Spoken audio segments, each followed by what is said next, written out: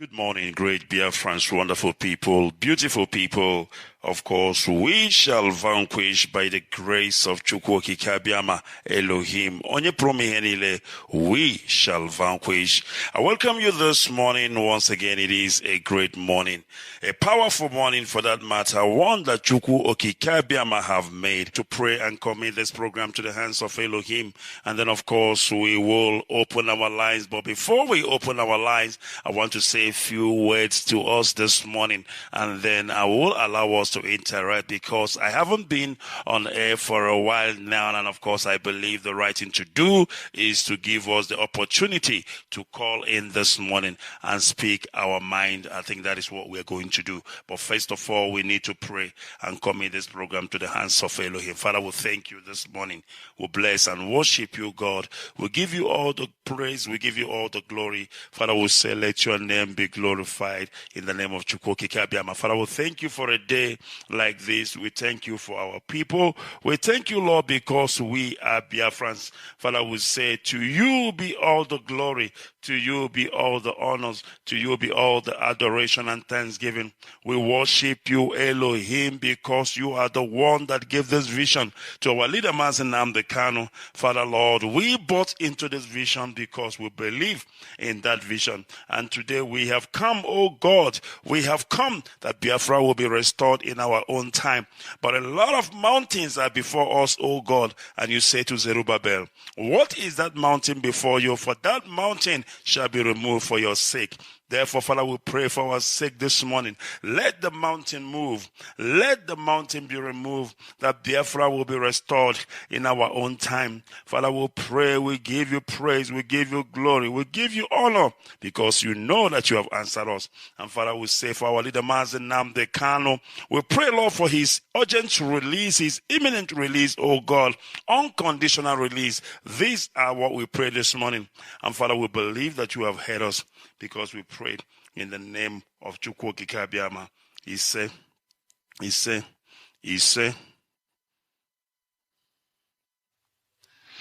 hunger and in thirst, in nakedness and in need of everything, and I will put a yoke of iron upon your neck. I will destroy you completely. A nation will come against you from afar and from the ends of the earth, as swift as the eagle flies. Welcome back once again. Of course, it is Radio Biafra Sadek. My name is Mazi Kechukwu Onoha here from Omowa in Olu province of Biafra land. Let's get straight to it before I open our lines this morning. I want to say just a few words, and of course, I would then go straight to our lines and give us the opportunity this morning to call in and, of course, say what is in our mind. Sometime in 2019, while I was still in Israel, I did preach a message on this platform, Radio Biafra. And the title of that message I preached in 2019 was Biafra, a people marked for systematic extermination. Actually, I did not plan that message. I came on air, and of course, I was led to preach that gospel. Of course, people were dying quite all right, but it is not at this rate. It is not this way. Then, of course, I was really overwhelmed that I began to preach that word, which says Biafra, people marked for systematic extermination. You know, most of us are still expecting war. They are still expecting when bombs should be dropped in Biafra land indiscriminatively. Some people are still maybe expecting when, soldiers, armored brigade will be rolled out in Biafra land and begin to shoot on sight, killing everybody in numbers. But what they fail to realize is that the people we are dealing with are not stupid. The people we are dealing with are very, very cunning. They are very, very, very cunning. You don't understand. They know exactly what they are doing. They know that there is no way they are going to kill us the way they killed us in 1967. And of course, the only way they've resolved to kill Biafrans this day is systematically. And that is what is playing out in Biafra land today. I mean, never in my life, in my entire whole life, have I seen blood the way I am seeing it today in Biafra land. Never in my entire life, in my youthful life, in my teenage life, have I seen blood the way I am seeing it today in Biafra land. I don't even know where people are dying more this day. Is it in Biafra land or in the north? Because the way our people are dying today, the way people are being wasted, the way people are being killed in the street of Biafra land, it scares the hell out of me. I say it scares the hell out of me. Sometimes I begin to ask myself, is this the same Biafra land that I know? Is this the same Biafra land of peace and tranquility that I know? You know, we used to say, why are you people bringing the soldiers in Biafra land? Biafra land is a peaceful place. Biafra land is a peaceful area. And now they are trying to turn Biafra land into a bloody land.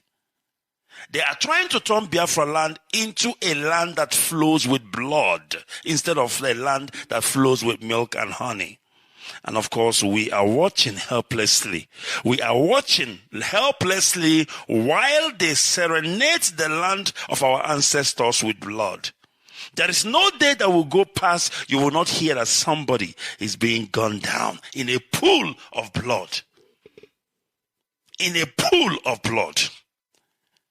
And then, have you ever asked yourself, you know, in many places I see people get shot.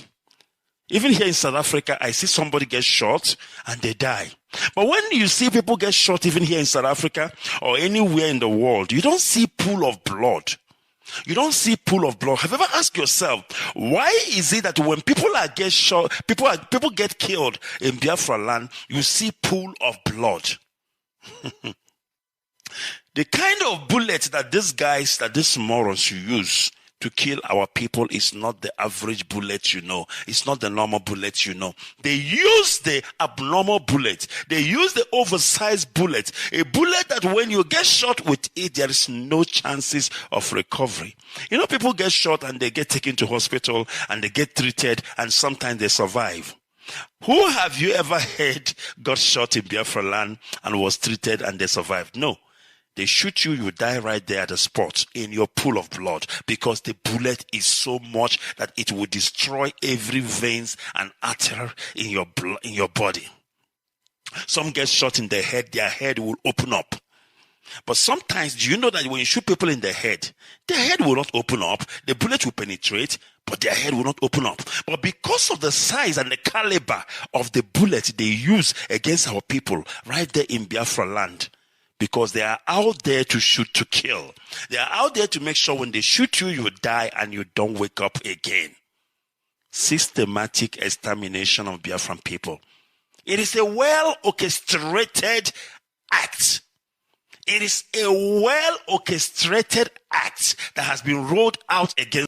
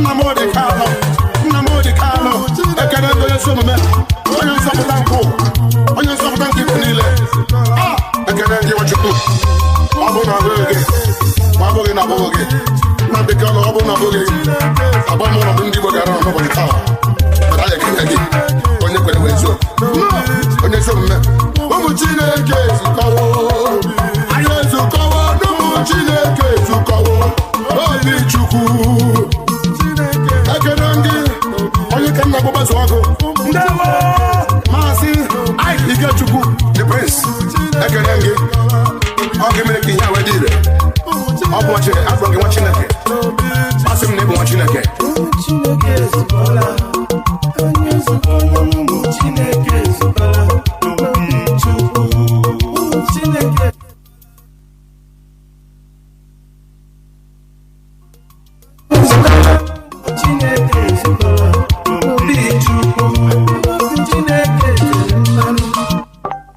It's 18.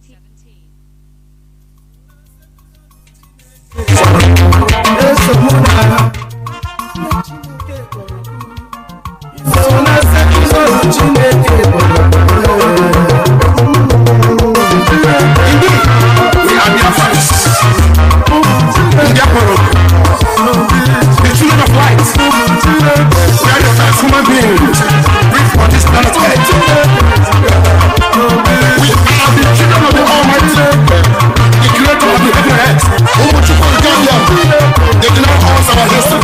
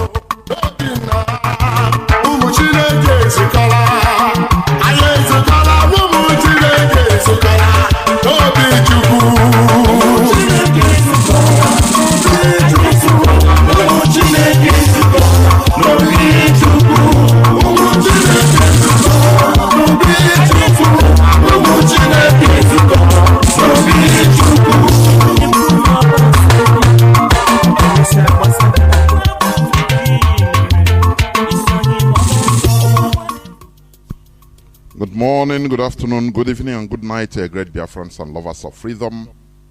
This is Radio Biafra HAUSA-SERVICE coming to you through the auspices of Radio Biafra London. My name remains Mazi Chinedu from Alu province of Biafra land. Today is the first day of November in the year of our Lord 2021. I am here today. We are going to do some round-table discussion and analysis of issues at hand. What is going on in our land? Every one of us is sad and angry. But make no mistake about it. These are the things we will face. And we continue facing until our land is restored back. It's not easy. Our leader said, they will kill us. We shall kill them. But at the end, Biafra will surely come. Therefore, I welcome each and every one of you to today's edition of Radio Biafra HAUSA-SERVICE, coming to you through Radio Biafra London. Before I introduce my guest today, let us pray. We have once again gathered in your name in order to preach the gospel of liberation, the gospel of freedom, the gospel of liberty. Behold what is going on in our land, how they are slaughtering, massacring us, massacring our people for just no reason, because they can do it. And the world is watching with silence. It doesn't matter what is going on. We have vowed never to stop what we are doing until your kingdom is being restored in this planet Earth. Therefore, behold our leader, Mazi Nnamdi Kanu, who is in the enemy territory. We understand that it is painful, but it is part of the process of liberation. He brought himself out in order to undergo the inconveniences, the sufferings, for our sake. Bless that man, bless his generations. Uphold him with your power, O Lord. I know that no person, nobody's hand will ever raise against him, because he is your divine messenger. Therefore, be with him. Those that are complicit in this extraordinary rendition, deal with them decisively, destroy them and their generations, O Lord. Behold our enemies. We are forced to be in a country whereby we are hated with passion. We show them love and prosperity, but they recompense us with hatred to kill. We travel all over Nigeria and invest in every part with open mind, but they come with gun and bullets. They massacre us in our numbers for no reason, because of the talents you have given unto us. Because we are the rising sun. They want to subdue the rising sun, but it is impossible. Judge between them and us, O Lord. It doesn't matter how injustice goes on. At the end, justice will take course. People in this world that have come and gone, kings and queens have come and gone, thinking that they are invincible. We have Alexander the Great that thought that the world will be his forever, but he fell. Later on, he conquered, but he fell. He diminished and fizzled away. Even the Roman Empire, they controlled the world, but later they fizzled out. They are confined now in the Vatican, that is not up to 10 kilometers square as a country. But these are the people that conquered the whole world. We call upon your holy name, upon the injustice that we are going through, because they saw that they can do it, that this is their time to do it. But lo and behold, the time is near for our liberation. Destroy that zoo called Nigeria, under which we are being killed, massacred, genocide committed against us. Destroy that zoo, so that through the ashes of the destroyed zoo, we rise up different nations that has been caged in that quagmire called Nigeria. Thank you, Chukwu Kabiama, for in your name we prayed. He say. Once again, I welcome each and every one of you to today's edition of Radio Biafra HAUSA-SERVICE, coming to you through Radio Biafra London. Before I continue, may I bring in our guest today, being the first day of November. Mazi Patrick, please, over to you. Introduce yourself in few minutes, so that our other brother will also do same. Over to you, Mazi Patrick, please. Thank you very much, Mazi Jonathan. I want to say thank you to every Biafra listening to us at this hour. My name is Ikem Patrick DK. Ikem Patrick DK hails from Ubuluku in Aniocha in Anioma in Biafra land. And today I come as a guest on Radio Biafra HAUSA-SERVICE to have some interaction as regard to what is going on in the land of Biafra today, and how we want to use this opportunity as well to reiterate our position as regard to the event of election and sit at home as stipulated by the leadership of IPOB. Mazi, I want to say thank you for giving me this great opportunity. It is my pleasure to be here. Mazi, over to you, please. Hello, Biafran, all over the world, listening from the platform of Radio Biafra in this hour. My name is Peter Solomon. I live here in Australia. I come from Oyi of Oyi, Okozo, precisely in Biafran land. Thank you so much, Mazi Jonathan, for inviting me into this very discussion this evening. Thank you so much. That is the little introduction I can make about myself. Mazi. We will continue because we will interact, discuss, and also bring in our people to call in so that they can also make suggestions or make some inputs so that we continue, because today is going to be just like a round table discussion. We must continue. First of all, excuse me, let me take a sip of water, please.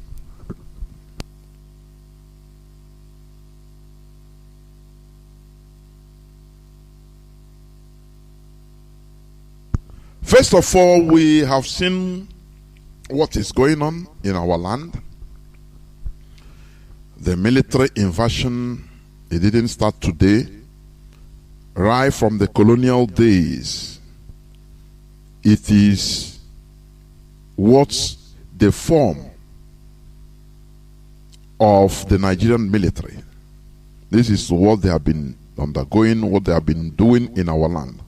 The Nigerian military is the continuation of the colonial weapon or arsenal to continue destroying lives and properties of the indigenous people in that part of the world. It's not something that is surprising. I want us to start with, our leader normally should be going also in the shenanigan they call the court on the 10th. IPOB gave an ultimatum. If they don't release our leader on or before the 4th of November, which is in the next 3 days, that we Biafrans in Biafra land, we go on a lockdown in order to protest that our leader should be released until the 10th of November, excluding any Sunday. So please, Patrick, what do you say? What do you see about this issue, first of all, of the lockdown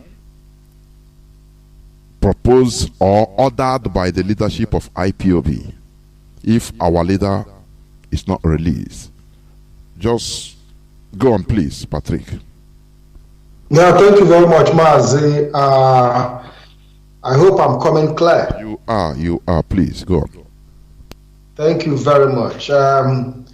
We saw in the past few months what has happened in the zoo called Nigeria, starting from the extraordinary rendition of the leader of IPOB, Mazi Nnamdi Kanu from Kenya, and this same attitude of trying to deny him access to hearing, and the readjustment of the case, a night to the second hearing, they started bringing up new charges, start readjusting new charges. And when you look at the way they rushed to Kenya to extraordinarily rendition him, you think that there is something they have at hand. You think that they have a case against him. You think that there is something they have to present to the world. And after a few months of keeping him in illegal detention in DSS, they couldn't even still come up with anything tangible to present to the world. They denied him access to court by giving logistic excuses that they didn't have any car to bring him to court. Simply because they do not have a case. And it took a lot of pressure for them to bring him to this last hearing now, where they now started readjusting the charges that they made up. As far as we know and we are concerned, everybody around the world knows that the Nigerian government have no case against the leader of IPOB, Mazi Nnamdi Kanu. When you also look at in recent time, they have tried to create more insecurity in the land because they are trying to use these insecurities to build up cases. They create unknown gunmen so that they will be able to have cases, because actually they need to build evidence, but those evidence are not enough, so they are trying to create some evidence by themselves. When we look at they are in charge of our territory, they are in charge of what is happening in our land. they have the total control of the situation. So it gives them an enormous advantage to perpetrate the crime and build up charges against the leader of IPOB. But the leadership of IPOB, I believe, have also studied their position and have decided that, you know, our leader, as the whole world knows, have no case to answer. And there is no other way we can send the signal to them for his freedom than for us to continue with the civil disobedience of sit at home. So 100%, I support the position of IPOB in sitting at home from the fort. And I think that would give opportunity for open discussion for those who call themselves stakeholders in the region, so that they will be able to talk to their Fulani masters in Abuja to free our leader Mazi Nnamdi Kanu. Thank you.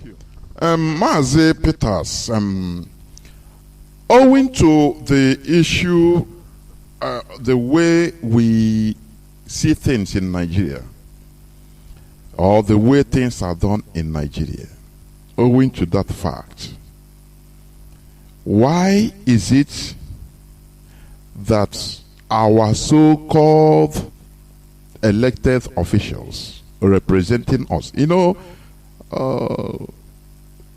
per se, Nigeria is a democracy,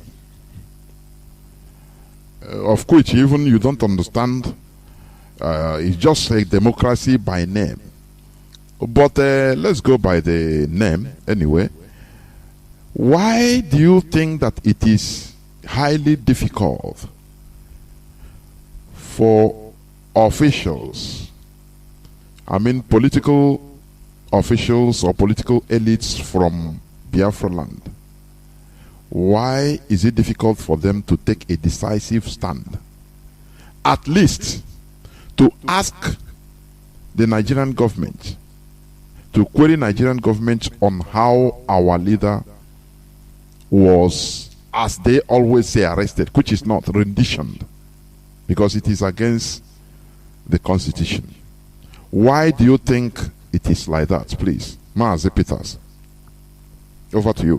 Thank you so much, Mazi, Jonathan, for throwing this question to me. I'm going to explain a lot of things to Biafra through this media today, and I'm going to do it in the level of layman, at the lowest level, which everyone who is paying attention to Radio Biafra at this moment can understand. We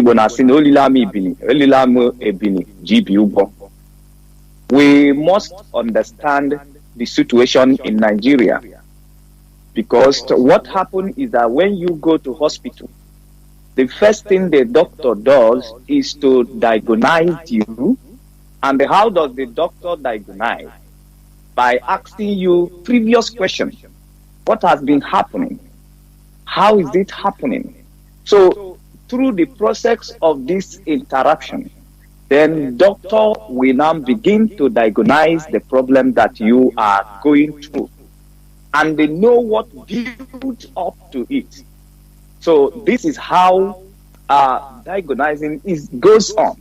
So now in the issue of Nigeria, as they call themselves a democratic nation, now we must know that from the time of amalgamation of Nigeria, the amalgamation of Nigeria was fraudulent by the colonial masters.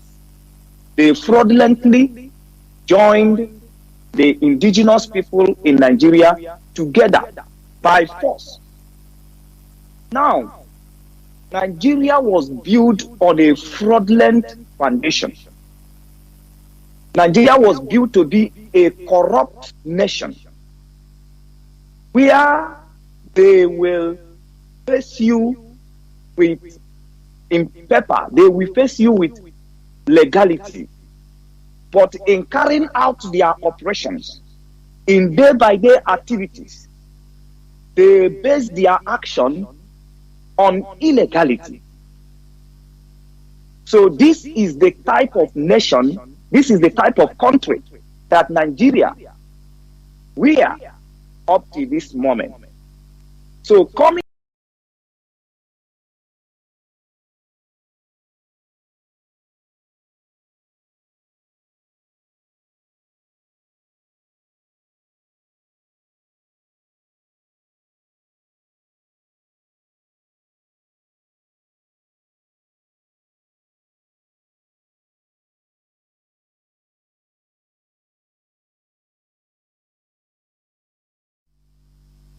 So this is the type of nation, this is the type of country that Nigeria, we are up to this moment.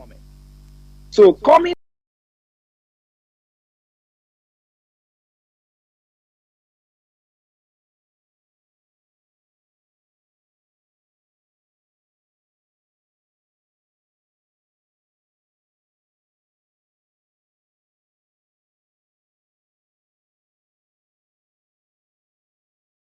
So this is the type of nation, this is the type of country that Nigeria, we are up to this moment.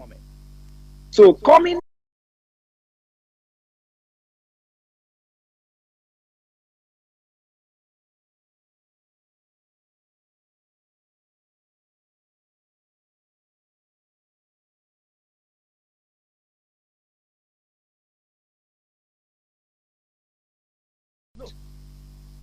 because of the constitution of Nigeria, the fraudulent amalgamation of Nigeria, and because of the fraudulent constitution that Nigeria is operating. And that is why they believe that any fraud that can get away, they can cut away with any fraud, they will involve themselves as a nation. That's what gave them the courage to go to Kenya and the extra rendition of our leader and kidnap our leader and bring him to Nigeria. So anything that is fraud, Nigeria engage on it, and they believe they can cut away from it. They can go away from it. So that is the basic in which Nigeria is running his own democracy. Everything is fraudulent. So we Biafran has already acknowledged that there is no way today that Mazi Nnamdi Kanu can be granted a fair hearing in Nigeria. Impossible. Because what you are thinking or what the constitution they are presenting is saying is not what the Fulanis are thinking. That is not what they are thinking. So we must understand that justice is impossible for justice to prevail in Nigeria because Nigeria is fraudulent. Nigeria is fraudulent. Nigeria is very fraudulent. Corruption is the hour of the day. The driving factor of the democracy of Nigeria is corruption. They are corrupted as individuals, as groups. They are corrupted as even a system. So there is no justice in Nigeria. So anybody who is looking at Nigeria and looking at Nigeria as a democratic nation where democracy prevails is making mistakes. That thing, democracy, is just in the paper to deceive the world. Okay, Mazi, to interject here because you raise a very valid point about asking. Let me put it in this way now. You know, as people are saying in the paper, Nigeria is a democracy since 1999, blah, blah, blah, blah. You know, it makes me thinking, when did the Fulani Caliphate, Sokoto Caliphate, when did they turn from caliphate into a democracy? When you study history, for example, you will see that the European democracy we are seeing today as a democracy, European countries and nations we are seeing today as a democracy, it evolved naturally with events. There are some evolutions. There are some things that took place. Because Europe, they were not like that before, right from time. When you look at Europe, they were many of the kingdoms or countries as we know them now, they were under feudal system of government and the monarchy. But the main reason why today Europe or European countries are democratic, because people revolted. There were revolutions in Europe, bloody ones, that pursued, chased out all those kingdoms. That system was destroyed by the people. Now you start asking yourself, in the 19th century,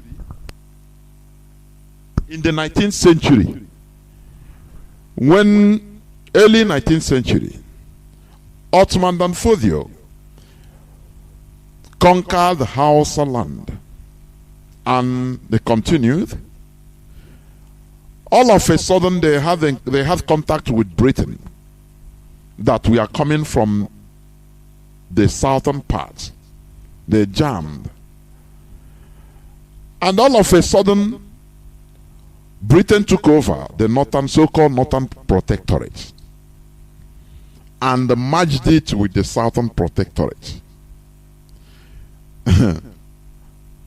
All of a sudden, Nigeria is born, or Nigeria was born. They wanted to educate, to put schools, to educate the Fulani population, the peasants. But the Fulani, the Emirates, they refused. They begged the British not to interfere in their normal, original Islamic culture, not to open the eyes of their people. Rather, they themselves, the ruling class. And all of a sudden, after independence, Nigeria became a country. Nigeria became an independent country, a republic. That is, for the public property. It's no more a feudal system. It's no more a monarchy. It's all these things happened just. Sometimes I started questioning do I call them the alma maters of Nigeria projects, like Azikiwe, that should know better. They didn't ask all these obvious questions, because had it been they asked themselves these questions, they would have known that there will be a very heavy problem or problems in the future, because these people, they were not accustomed to what we call democracy or republicanism, whereas we are Republicans by nature. Our Oduduwa neighbors, they were monarchy. Yes, you can transform monarchy easily into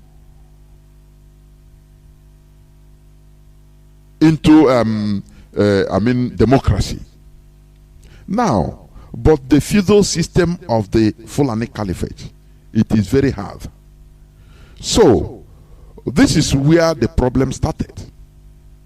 Now, before I continue, please, I want you to listen to this clip I want to play by his name is Honorable Joseph Weber. Many of us have listened to this before. He is an Ambazonian, but a member of Cameroonian Parliament, who stood up where I am driving at. As people talk about democracy in Nigeria, but you can never see our so-called politicians stand up in the midst of their fellow elected officials in order to drive in what the people behind them are asking for. Please listen before you come in. Listen, please. Dropping a few cubes of sugar into a basin of water. Who is the sugar and who is the water? I'm asking the government bench of Cameroon. Who is that you rape our children? My brother's daughter has been raped in Boya. I swear to you, the government of this country, does the president of this country know that the governors and the DOs and all the administrators who are sent to West Cameroon are out there behaving exactly like an army of occupation. Our people have nowhere to go. We have made all the efforts. Our ancestors and our forefathers trusted you to go into a gentleman's agreement that two people who considered themselves brothers could go to live together. If this is what you show us after 55 years, then those who are saying that we should break Cameroon are right. They are correct. The people of West Cameroon cannot be your slaves. The people of West Cameroon are not, you did not conquer them in war. If this is what you are saying that we should live in, I say simply no, it will not work. How do you have an army that's supposed to protect children, step out there, beat them, and rape some? It is not heard of in any country. This is the 21st century, and anybody who does that, I cannot be willing for his government to pay the price. We will exact it on you, because you are making us believe that we went to the wrong place. What is there to say? I want the world to know and to have it on record that we have made efforts. I have sat with ministers and listened to them talk. The first one was the then Minister of Justice, Amadou Ali, 10 years ago. And I took my time, drove from Kombo to Yaoundé to tell him something is brewing out there. This thing that you people are sending gendarmes to beat people up and say all of these things, there is pain in West Cameroon. And as Minister of Justice, be very careful. What happens there? And he turned around, looked at me, and told me, Mr. Wilbur, it is your people who choose to come here. He is alive. He told me. Last week, I went to see the Minister of Higher Education, Professor Famindongo, and I told him, the problems in Cameroon, the problem we have in West Cameroon is the problem that will bring down Cameroon. If you do not handle it well, you will not know Cameroon as it is in a few months or in a few years.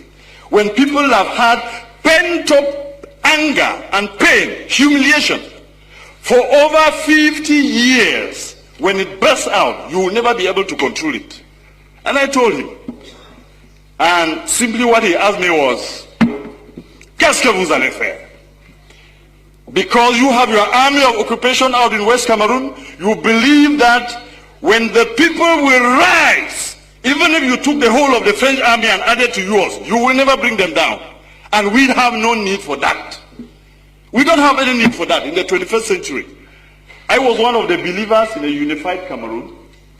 And I want to tell this house that what has happened to those children in Buea University and in Bamenda has convinced me that the people who say Cameroon should go in two parts are correct. Let me stop here. Mazi Patrick, when we talk about representation in a democracy, you see this man very bold, speaking as a representative of his people back there in Ambazonia, where they call West Cameroon as of that time. And he stood up in the midst of the tigers, lions in the Senate House without fear. If I continue playing this, you will hear where the chief speaker or the president of the House was telling him it is okay. He said, I will never stop. If you want, you can bring your military to kill me here in the presence of in front of a camera. I will not stop. He spoke truth to the power, because this is a representative of his people. But when you come to our own, my goodness me, the context of what is happening in our land, the Nigerian military, they come to our land with impunity and shoot. The other time in Izombe, it was shoot at anything that moves, including a rat that is moving. They will kill him. They will kill it.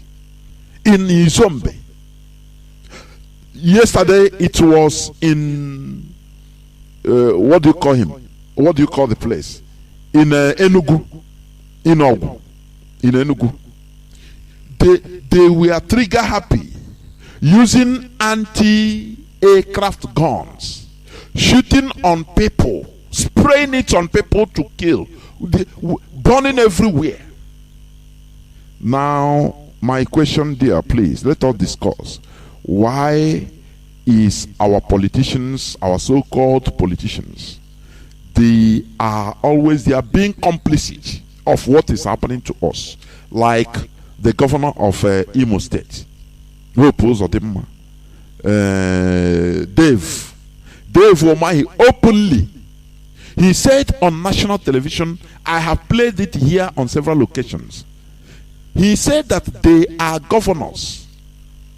They are bound to protect the tenets of the Nigerian constitution.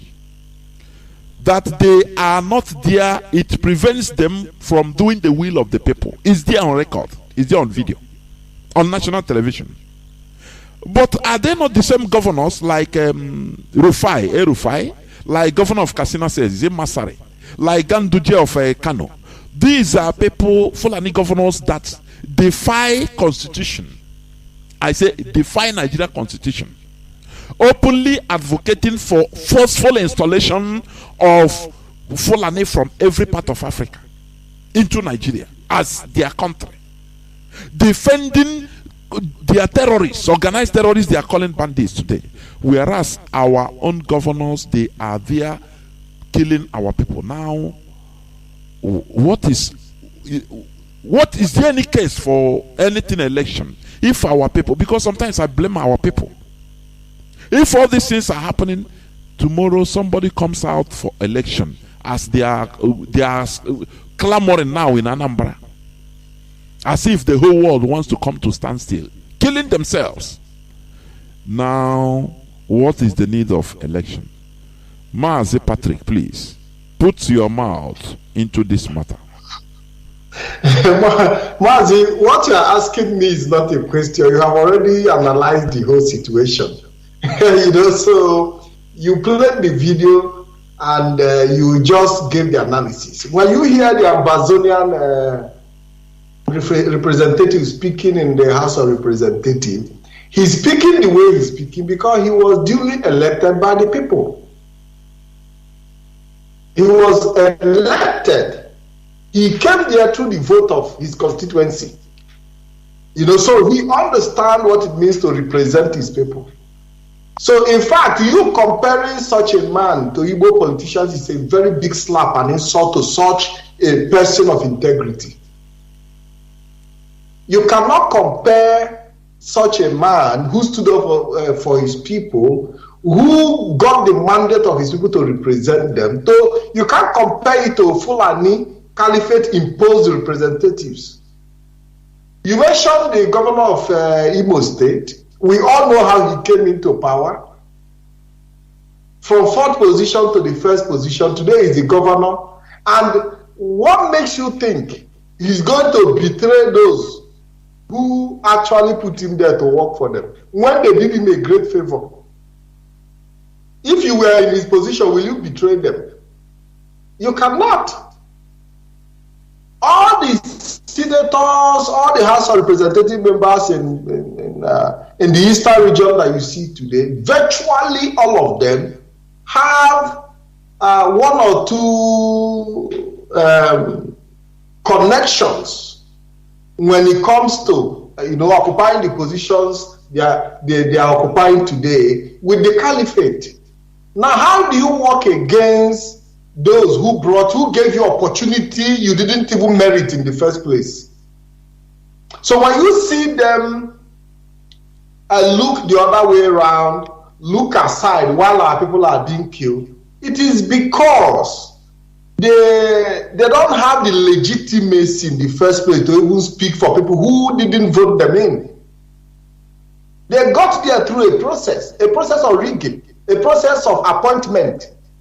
Now, how can you go and challenge your Lord, those who put you in power? It is completely impossible. And that is the reason we'll continue to look at the electioneering process. Like we've seen people saying that IPOB have called for election boycott. I think we're also going to talk about all that today, and I know you'll be bringing that question forward. Of course. So that we will look at the whole context of election boycott and our decision not to participate any longer. Because at the end of the day, it is better we know we are dealing with enemies than to just go out there, risk your life under gun and bullet. At the end of the day, those who you risk your life for would not even win in the first place. So of what use is it going out to vote when you know that it is based on appointment? Mazi, so when we look at this young man, if I may use the word, or this honorable, because when you speak, when you see somebody speak, you know where they stand, if they are honorable or not honorable. When you say honorable, these are the kind of people that deserve that honor. When this honorable speak, he spoke the mind of his people. He spoke the mind of his people because that is his duty. When duty call, you stand up and represent because you came through the normal process of your people sending you to go and represent them. Not when Caliphate send you to go and represent the Caliphate. You cannot go against the wishes of the Caliphate when they put you in power. Today we've seen some debate, coming up. I saw some debate that they were doing on Arise television yesterday. And all of them are speaking as if that with the moment they get there, they will turn the eastern region to paradise. These are scammers. Scammers scamming their own people. You see them make promises. That in fact, when you listen to them, you see ideas flowing left, right, and center. I followed that debate. I'm not saying they are not qualified to lead, but the truth is, would they represent the people? Because most of the people you even have in the House of Representatives and positions, some of them are qualified to be there, but the truth is they were not put there through the process of the vote that our people are jumping up and down today. Because two things are involved. You might be qualified for something, but what is the process that brought you to that position? Because that process will help you appreciate that job. That process that brought you there will help you appreciate, the effort your people have put in place to bring you to that position where you have to represent them. So no matter how qualified you are as a governor, you would not appreciate raising your voice like this honorable, this Ambazonian honorable. You won't raise your voice for them because you know that you didn't even go into power through their vote. So for me, it is very, very, the difference is clear. You cannot make any comparison with what is happening in Ambazonia when it comes to people representing their own people in the House of Representatives. Mazi. Our representatives have failed woefully. And they have nothing to write home about. Ndewo Mazi. Mazi Peterson. As we know about democracy is the rule by the people. Period. And what is happening in our land, in Biafra land, in Nigeria, is far from what they call democracy. And also you had the clip I played of which people are being coerced into coming to vote on starting from Anambra election. And seeing that These, as Mazi Patrick said, that these politicians, they are not there for us. Just like the bold way a real representative of his people, which are played honorable, the real honorable, the way he played his role without fear or favor. He was not afraid of his life. That is because when you are representing a people, you must be ready for everything, to sacrifice your life. That is why our leader is there, suffering.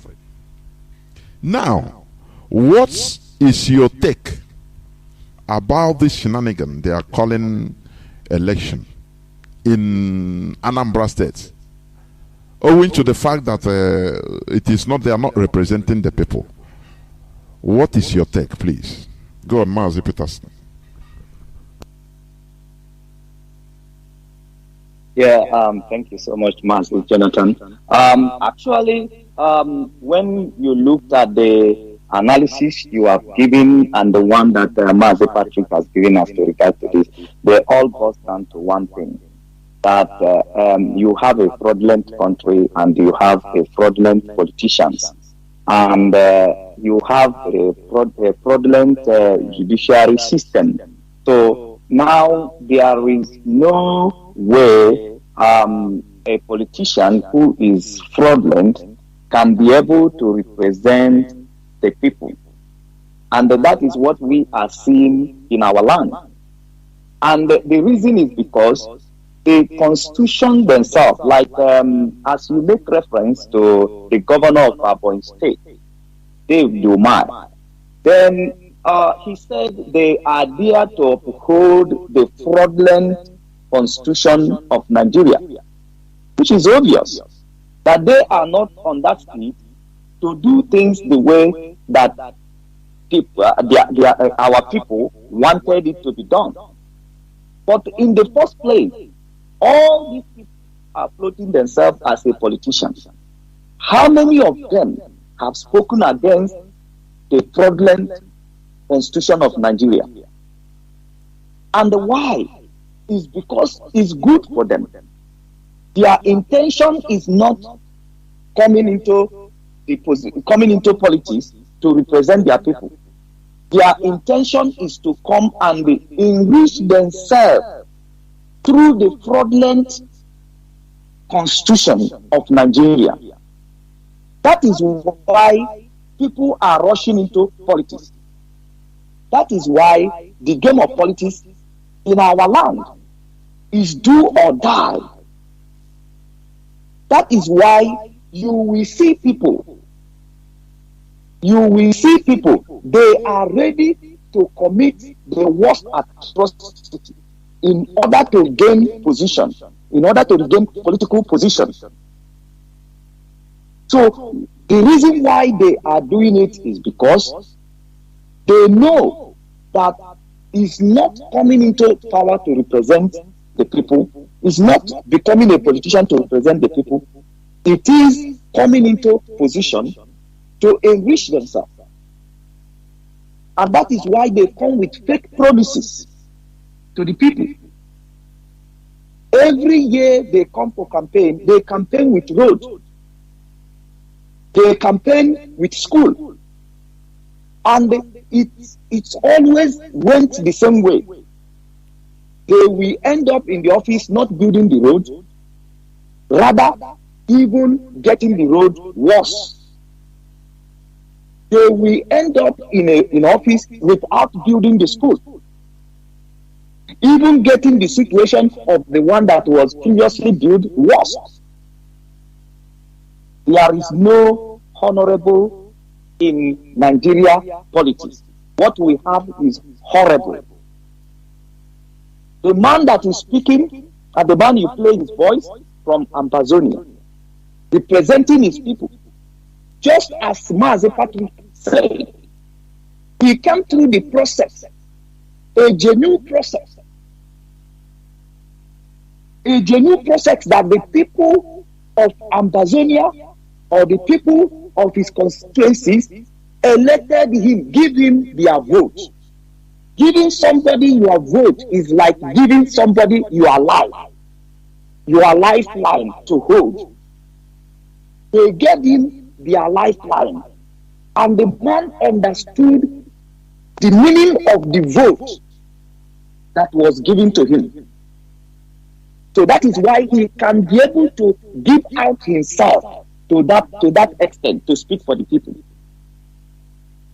But people in Biafra land, Nigerian politicians, they make it with their money.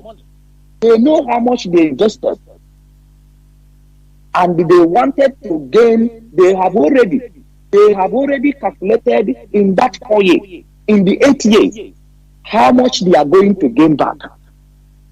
So they are not after the people. They are not after your suffering. They are not after the suffering of the people. They are after their own profit. And that is why you have seen they have turned everything happening in Nigeria, even the insecurity. Nigerians dying in thousands, killing of Biafrans, they have turned it into business. They have turned it into business. Everything that happened, everything that was, every danger or bad thing that happened to the people is an advantage to Nigerian politicians, because they are upholding a fraudulent constitution. Who says that the people write it and the people never write it? Who said that this is the voice of the people and it's never the voice of the people? So for you to see any genuine politician, it must be that politicians who will stand up against this fraudulent constitution. Mazi Jonathan, just in 1 second, I want to brief our people on how these constitutions come about. Because everything is caused by build-up. By build-up. Now, it has always been the intention of the North to dominate the South, based on the agreement and based on an agreement they have with the Britain to dominate the South. That is why in one of their statements, South was looked as a wife and the North was looked as a man. Domination of the South was the intention of the North from the outset. And now, when the coup of 1966 happened, they saw it as a slap on their face. They are unable to take it. That power will be given to the South. So they did the counter coup. And what you see in 1999, the constitution that was written in 1999 was the result of that counter coup that took place. Because they want to dominate. So they play Nigeria from 1966. They went to war to kill Biafra because they are fighting for domination. And they say it is democracy. In democracy, there is no domination. What we have is equity, fairness, and justice. Now, because they are fighting for domination, they went to war, they killed millions of Biafrans to dominate.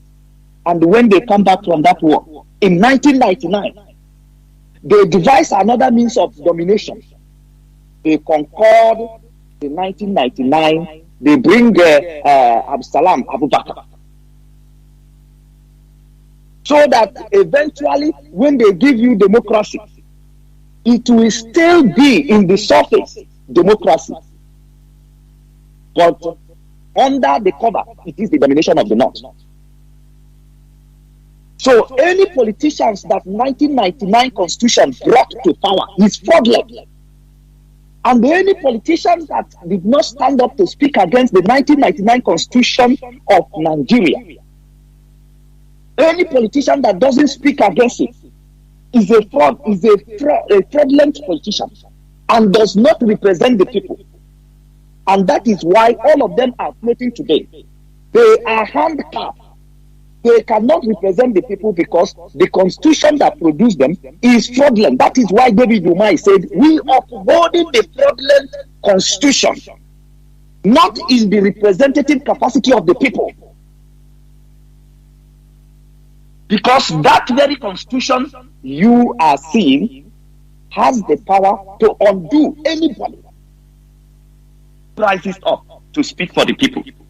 Mazi, let me come in here a bit. Let me come in here a bit before you continue.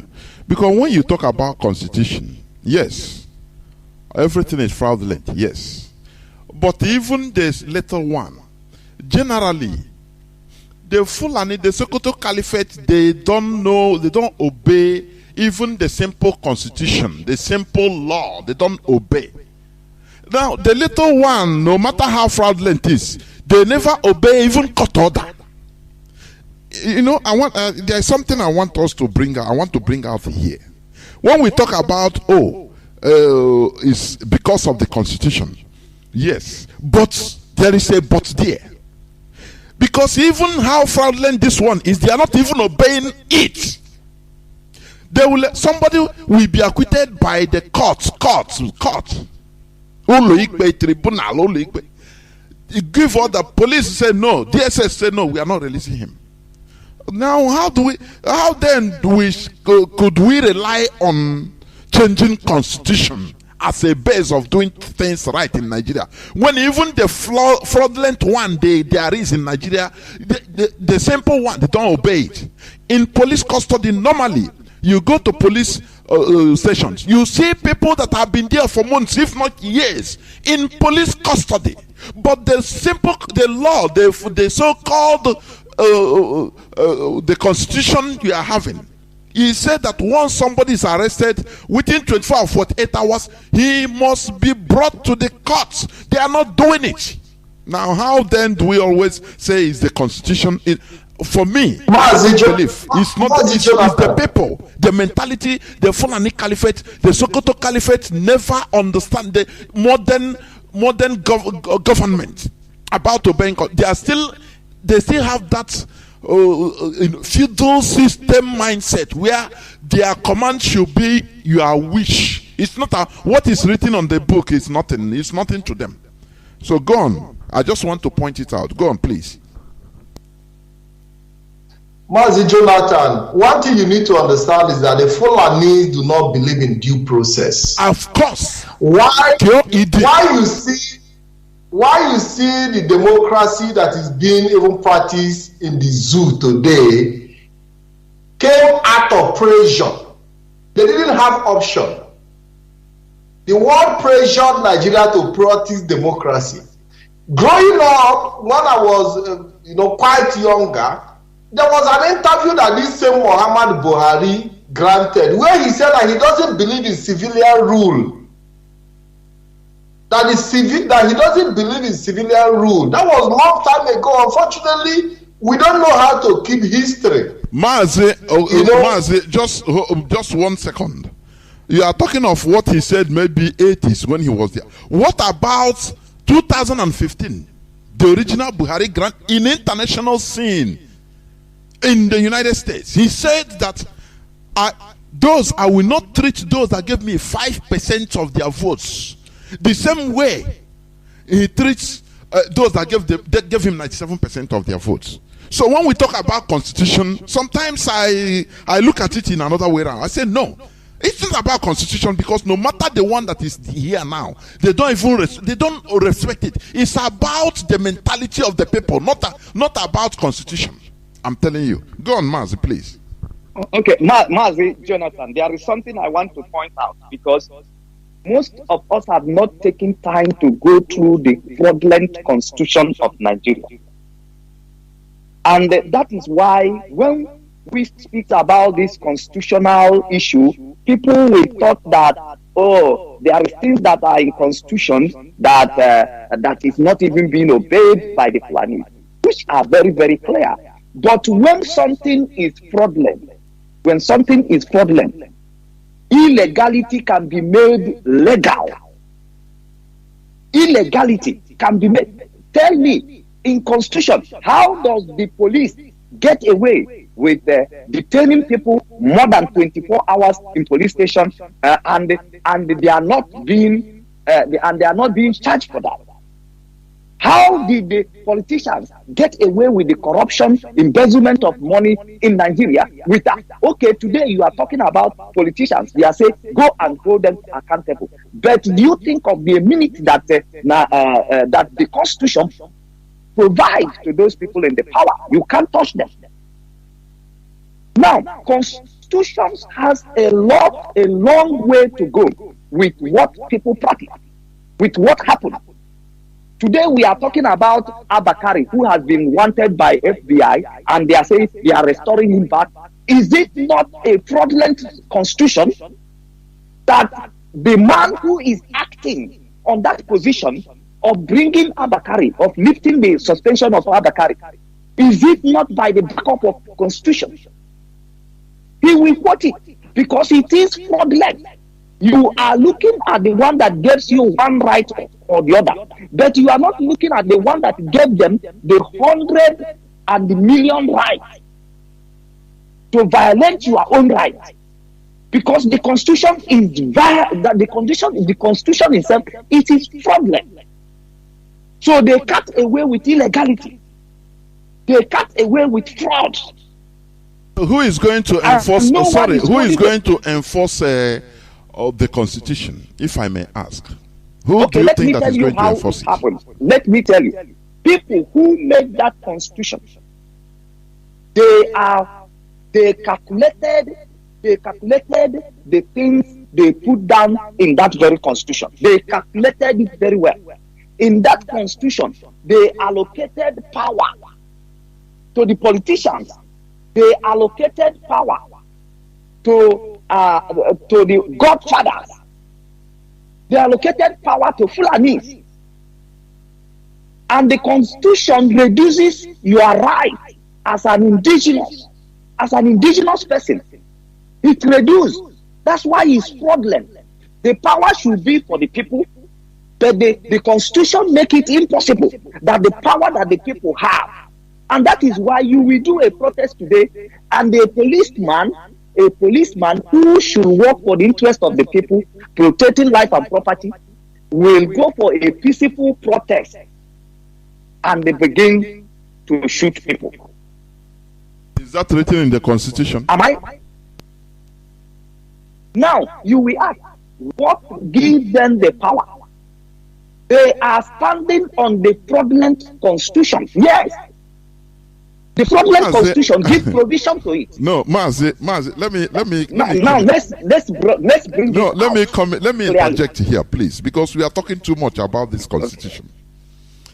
Which means, is it, for example, the example you gave now, does it mean that since 1999, that is since when they started shooting protesters?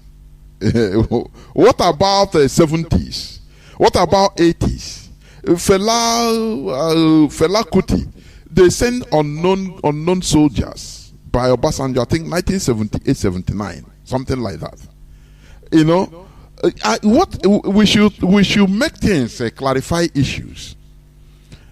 The inability, the inability of the Fulani Caliphate to be in terms with the present day governance, it remains the basic problem. It's not if you want define the Constitution, rewrite it into 1,000, give it to you yourself to rewrite it, you know, in a way that it will favor every indigenous people, every indigenous Nigerian. What of if it is not implemented? It is the same thing. It's a trash. You understand me? So the problem is not even the Constitution. It is the mindset of the people. Do you have anywhere in the Constitution where it is written that the Fulani, the Sadwana of Sokoto is the head of all religions? In paper, they can always say head of all Muslims in Nigeria and traditional rulers. No.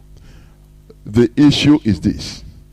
Nigeria was negotiated under a faulty ground. They gave they gave many things to the caliphate in order to, lure them so that they will not run, because they wanted to depart from Nigeria. Araba, they are the first people. They didn't even need the independence in the first case. So at the background, because all their mind, Ahmad Bello was saying, he said he don't know these other people, these Southerners, our tradition and their tradition are different, which is right. It's true. I don't know them. So we are not in the same wavelength. Now, how can you? They challenge Britain. They say, how dare you want to just force us to live with people we don't know? Now, Britain started petting them, and they started making backdoor negotiations. And some of all those negotiated settlements are that the Sadwana of Sokoto, being the head of the caliphate, the Sokoto Caliphate. That time, the South, even Middle Belt, many parts of the Middle Belt, they don't even know what is Sokoto Caliphate. But now Britain extended and said, okay, you will be the head, the supreme head of the Nigeria we are creating. And also the traditional rulers, which means he controlling the traditional ruler in our villages. They bow to him. They are answerable to him. Is it about the constitution? The answer is no. Another thing is this. When you look at the map of Nigeria, every time, the place they call north, they start from Middle Belt, calling all north from Benue State.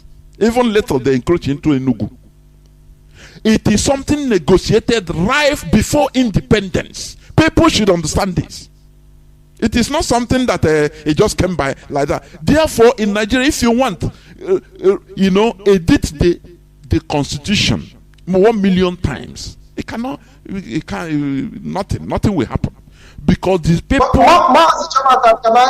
I come in briefly? Yes, let me conclude by saying the Fulani, for them, you see, every time even the Fulani, every time they are saying the grazing route of the colonial period, they want it reopened, the Ruga, because they thought that it is their entitlement. It is what they negotiated with the Britain. Others didn't know. That is why I always blame Nnamdi Azikiwe for failure to see all these things, because of his greed just to become the president. So for me, it's not about the constitution, please. It's not about it. Go on, Mazi, please, if you have something to say. Mazi Jonathan, all these things this point you are raising have already been raised by Mazi Solomon in his own context.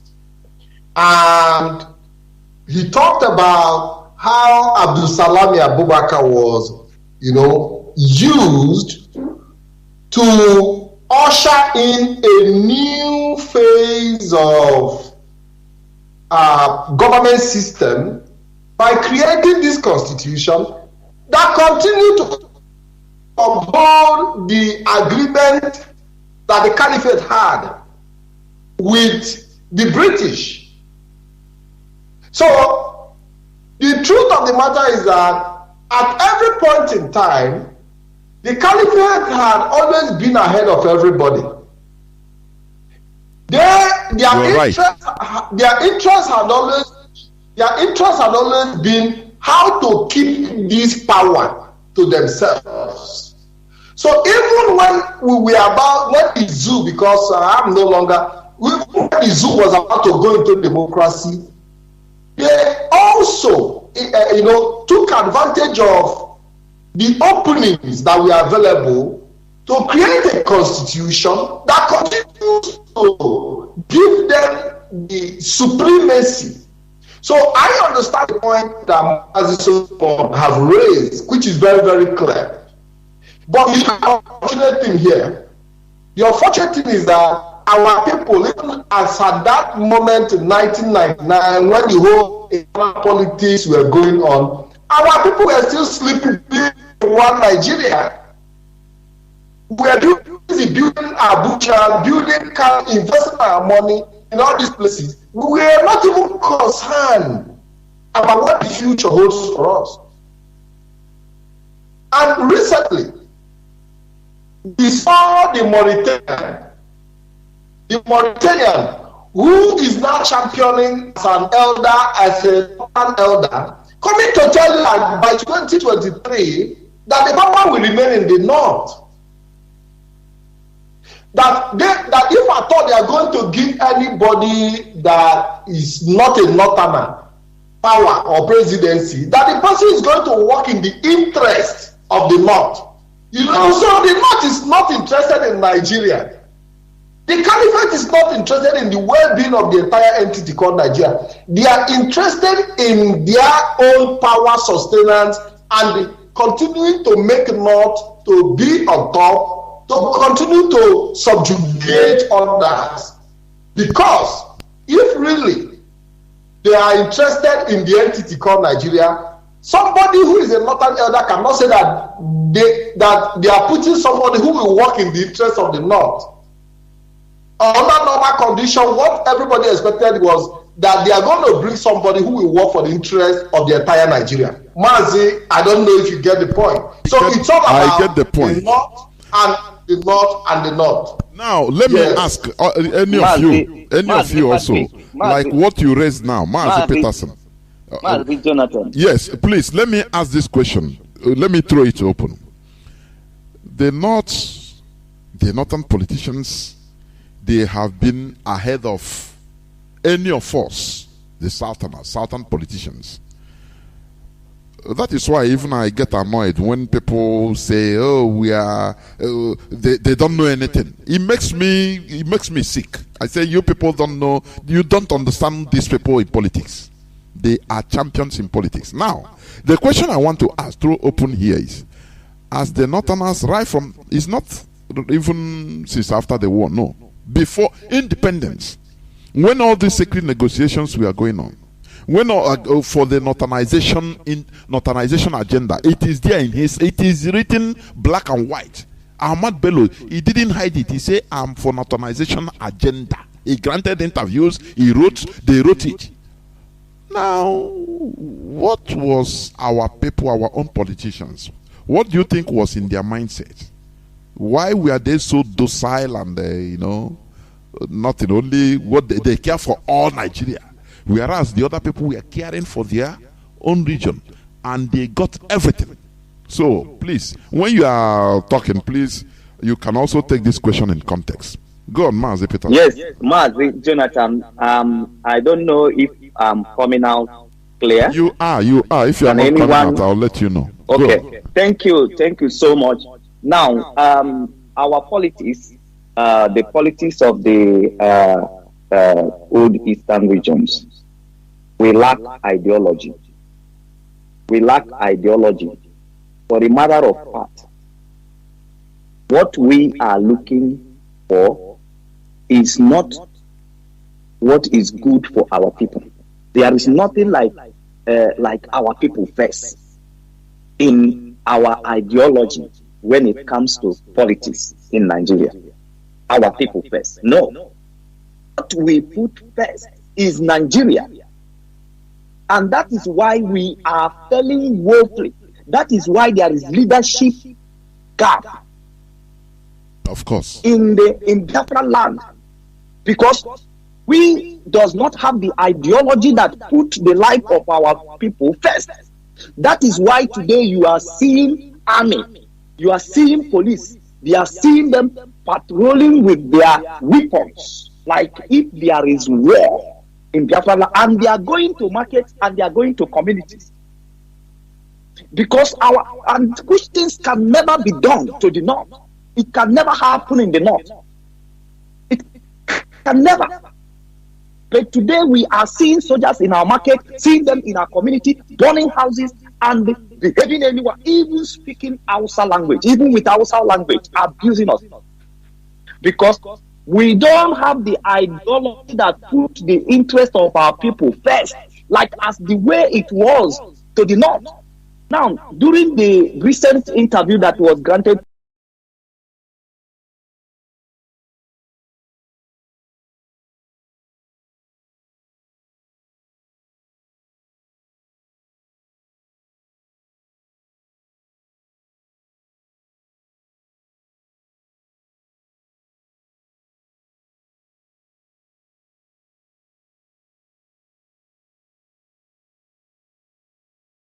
We don't have the ideology that put the interest of our people first, like as the way it was to the north. Now, during the recent interview that was granted to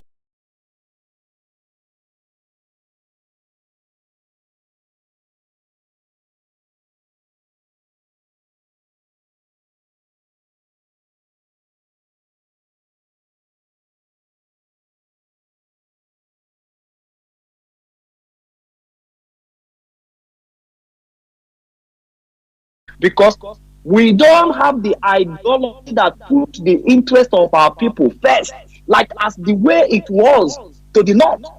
Now, during the recent interview that was granted to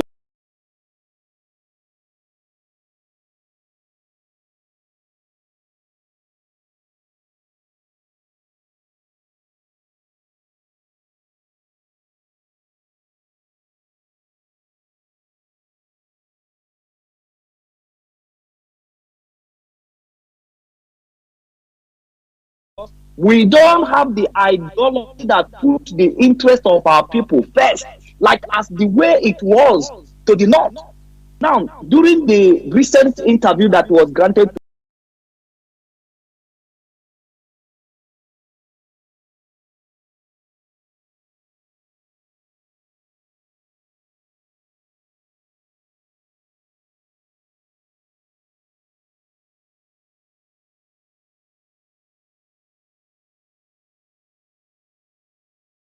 we don't have the ideology that put the interest of our people first, like as the way it was to the north. Now, during the recent interview that was granted to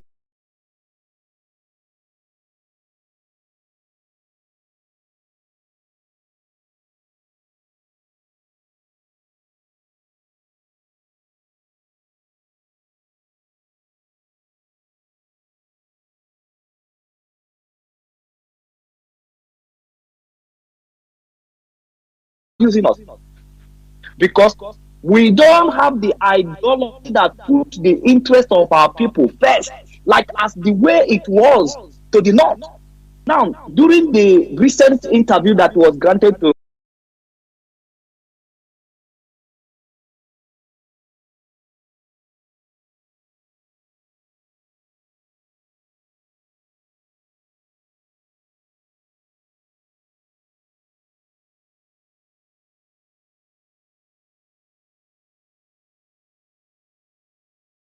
this is the way they see it. That is why they concord that constitution, who will give them absolute power to the north to control the rest of the people.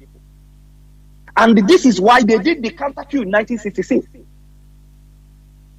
to be able to take over the power to control the rest of the people. And they continue until they concord that 1999 constitution. There is so many things in that 1999 constitution that when you go through, you cry as a person. How did we come here? Today we are talking about referendum. They are telling you that 1999 constitution does not have referendum. Now, who is the enemy of the people? The number one enemy of the people is the constitution that they say that you, Jonathan, you wrote it, that you are included in what was written in that, but you are not. And they are using it to dominate your city. They are using it to dominate your state. They are using it to give you governor. They are using it to give you representative. This is where the problem lies. And somebody will be asking, what is the way forward?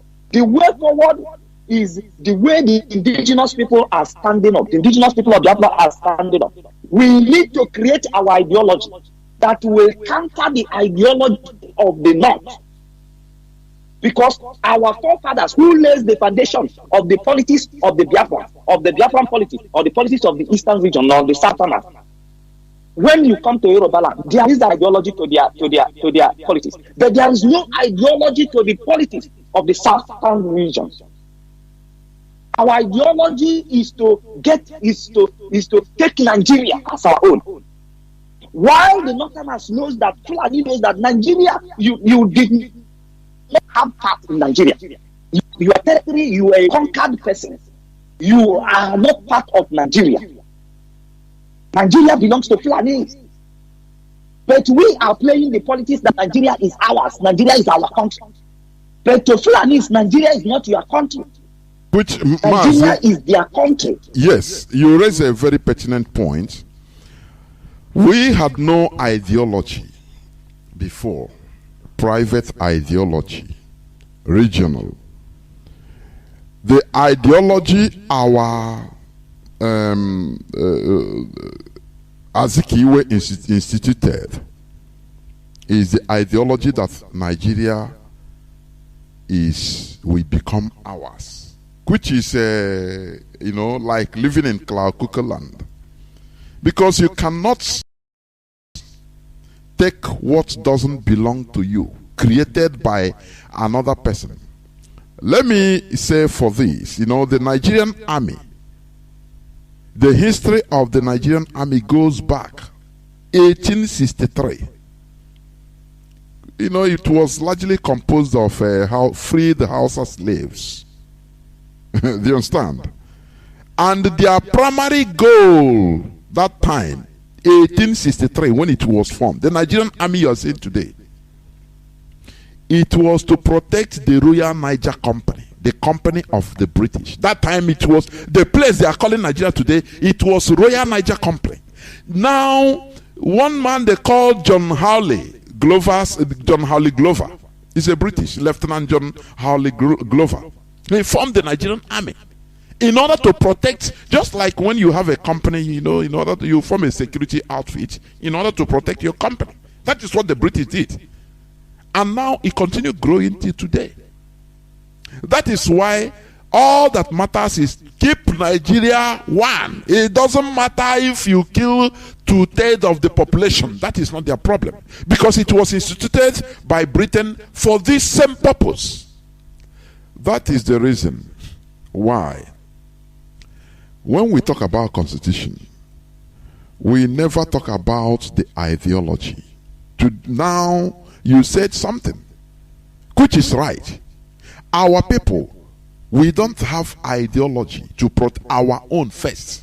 It is now through IPOB, our leader Mazi Nnamdi Kanu brought Biafra as our ideology, so that anything you are doing, Biafra remains first. That is the reason. That is the same way the Sadwana of Sokoto, Ahmad Bello, was taking the north first. When he talked about the north that time, he's talking about the Fulani Caliphate. Because that time he talked about the Sokoto Caliphate as everybody belongs to the Sokoto Caliphate as of that time. Do you understand? So, this misconception in ideology of our people, our so-called politicians, it started not today. Had it been Nnamdi Azikiwe, when others are drawing like the North, now you see him also drawing to his side. But there is one tragic thing that happened. That tragedy is this: these people that we are always at the hem of affairs of our lives, representing us, they are not even indigenous. They were not born in Biafra land. They didn't grow up in Biafra land, so they don't have that affinity with the land. Like Nnamdi Azikiwe, he was born in Zungeru. Look at all of them. Even Nzogu that instituted that code, he was born in Kaduna. That is why they gave him name Kaduna Nzogu. He spoke Igbo with difficulty, for goodness sake. So, when I look at all these things, I say, look, when you grow up in a place, you are what you hear, and then what you eat, and the environment you grow up in. That is why these people, they hardly have affinity with our people, with our land, because they didn't grow up there. There's something our leader used to say. He said, he grew up in a village. Likewise me. Do you understand? Sometimes if you reach home, you start going inside all those bushes. You used to play, they'll say, but you start going in there, you start remembering, things. Mango, also. It's a form. You become attached to the land. It makes you, it gives you attachment to the land. But the people, unfortunately, even till today, look at all of them. Even the governors today. Most of them grew up in either in the north or in the west. Just check, count them, all of them. Either when they were small, they go up, go to HAUSA. From there is there they spend their childhood. From there, their master, the Fulani masters, the Alhajis will spot them. You know, give them contracts, introduce them into government contractorship or contracts. From there, they make money. Now, after they will form them, push them back into, they will remember, say, you come from Imo State, go back to Imo State. We will support you to be a governor. They, you know, that is the thing. So, even if they went out from our land at the early stage, now they made money, they made people that they made fortune with Alhaji. Now Alhaji, how tactical they are. They will not tell them to enter politics and be there in Gombe or in Katsina. No, they will push them back. Knowing that, yes, we have got another one. He will be representing our interest. So, now the question is, I want to throw open also is, what is the overall solution in all these shenanigans they call electioneering, democracy, which is nothing but shambles? Nigeria is one of the highest repressive countries of the world. I'm telling you. I watch on social media somebody that was videoing an old man that was moving. He was on his whether second or third floor videoing the thing. Military. They slapped the old innocent man and he turned back in order to go. They carried gun, aim at him at point blank range in his head and blow him into pieces. So you know, please, I want to ask, what is the solution? Talk to our people about electioneering, about following politicians, please. Mazi, over to you. Yes, Mazi Patrick. Sorry, Mazi Jonathan. Thank you for bringing us to this very point in this discussion. So, so what our people lack from the earlier stage is that they lack the politics of the North in Nigeria, or the politics of the Northerners being controlled by the Fulanis. They will lack the understanding of it from the initial stage. We don't even know that one thing leads to another, that this is the plan ongoing, you know, to make sure that everybody is being dominated in Nigeria. But today we can say the solution is in our hand, because Mazi Nnamdi Kanu has already opened the eyes of people. Now people's eyes are open. Where we have not been looking into before, we are busy looking everywhere and connecting the dots. Now when you come to the history of politics, now you will be able to define the nature of an Igbo man. The nature of an Igbo man is a Republican. They are Republican in nature, where everybody is welcome, where every opinion counts. So, as a Republican, it is very, very hard for them to be able to have established that kind of politics that is not inclusive. The politics that is not inclusive. That is why when they want to define, some of the scholars, when they are defining democracy, some of them refer that democracy started from Igbo land. It started from Biafra land, because we are always practicing the politics of inclusiveness. No matter where you come from, everybody's opinion, everybody is entitled to his opinion. So we couldn't have that kind of mindset of the Fulani. So they defeated the ambitions of our earlier fathers to make a Nigerian an inclusive nation where everybody feel free. Because this is not matter of where somebody is born or where somebody is raised. It's matter of ideology. It's matter of the nature of that individual. So now at this very point, we cannot survive in Nigeria without an ideology as an indigenous people. And that is what Mazi Nnamdi has come to establish. That if anything can get better in Nigeria, it must first of all be the indigenous people first. And what is good for the people. And not what is good to the few people in Abuja and what is good for few people in Sokoto. Because even in that they are not enough. In that they are not enough.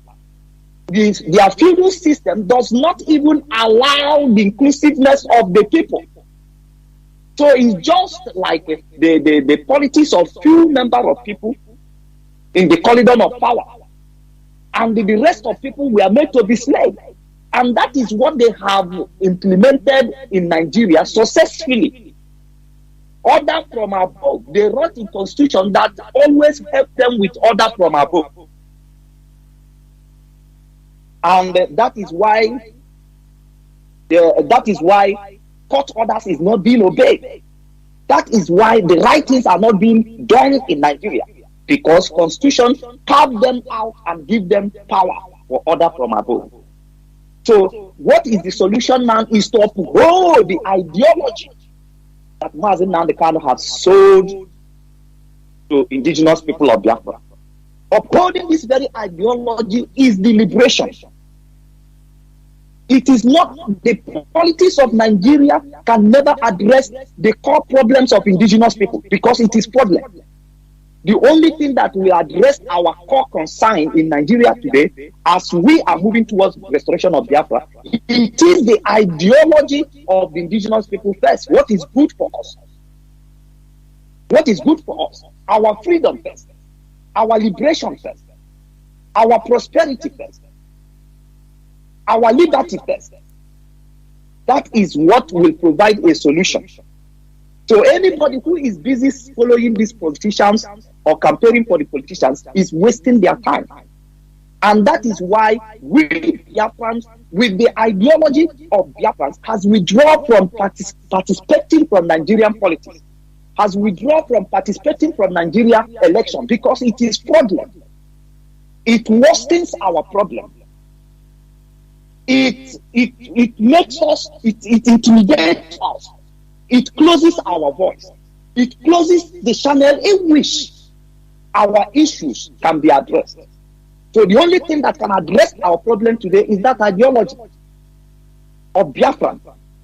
Restore Biafra. Indigenous people first. The freedom of indigenous people. The freedom of the people first. What is good for the people?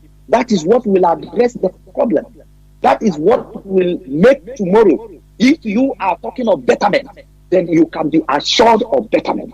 Election in Nigeria can never improve the life of any indigenous person. Let them take their mind back. In 2015, when this APC government is coming with the promise of heaven on earth, when this APC government is coming with the promise of handling insecurity in Nigeria, after 7 years now, after 6 years plus now, what has happened?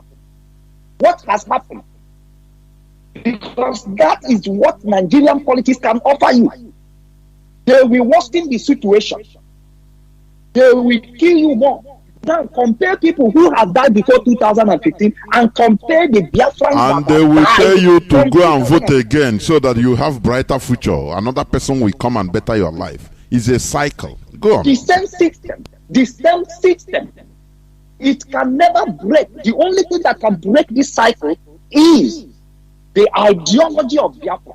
The ideology of indigenous people first, because that is what the Northerners, the feudal system, they used to conquer Nigeria. That is the instrument they used to conquer Nigeria. And without you giving the same measure, you will be running on the second. They will be coming with the promise of this and that. That is just what people wanted to hear because they have been deprived, they have been subjugated, they have been under that suffering. So therefore, giving them promise with the solution to the suffering, the betterment of the suffering that they are into, they buy into it as this is the solution. But that is not the solution. So the ideology of Biafra is worth dying for. The ideology of Biafra is worth standing for, not giving up, no matter the pressure from Nigeria. That is the only solution. Look at America. They only rise up today. They only rise up one day against the British intimidation. And that is what gave them freedom today. Without a standing army, no standing army, no ammunition, nothing. Only the will they have. Exactly. So the indigenous people must know that what the Nigerian politicians are recycling them into is not the right thing. That it is their will that determines what happened and not the politicians. So once we uphold this very ideology, you cannot fight it with God. You kill people, but you can't kill ideology. So that is what our forefathers who laid the foundation of our politics did not do from earlier. It's not the problem of where they are born from or where they grow up. It is the problem of them not being able to articulate. But Mazi, coming to that issue of where they are born, also, we should also understand that, where you are born or where you grew up, it plays a big role in your life. Because that is, had it been these people, grew up in our land, for me, I feel that they would have had attachment of meeting that all those kind of things that would direct, but they grew up in the north. I'm coming. They grew up in the north with the same people. They saw them, the people that our people were afraid of staying with. Now they grew up with them and say, no, all these things you are saying is no. Before, even I myself, we fear even Hausa people. I'm telling you honestly, when we are small, they say they carry daggers, so don't near them. They are very violent. Don't ever near them. So sometimes you see an Hausa man dig your toilet, we run as children. That is, it's an idea. But these people that grew up with them, they will come and tell you that no, it's a wrong. These are my friends now. You see, it have effects. We cannot write it out. Also, it have effect. Because if somebody like is it Dr. Michael Okpara, he grew up. I think he didn't grow up in the north. That's why he's attached to the south, his land, and start telling Azikiwe, telling him no. This is he said no. I know these people now. We can always overrun them. Don't worry. It's where I grew up. Do you see what I'm saying? So. I don't know. Jonathan, there is one question I want to ask you. Okay. Now, from the origin, drive home, come down home. Because Ojukwu was also, Emeka or the Megu Ojukwu was also born in the north. Of course. Now, I want you to drive home. Mm-hmm. Now, drive home. In that Biafran land, what is our political ideology, indigenous political ideology? Nothing. No, I'm not doubting what you say. You raise a very good point. But I'm trying to let you know that also where you grow, it have effect. Let me tell you, before you continue, please, just 1 second. Our late general, he is a child of the circumstance. Had it been, if it is any other person that is there, would do the same thing. Because it's, if it's just like somebody, you are Diokpana. All of a sudden, you are the first son in the family. All of a sudden, the father dies. You don't need a native doctor, a soothsayer, to tell you that you are in charge now. It is natural. So, Ojukwu, our eternal leader, they didn't fall into him. Just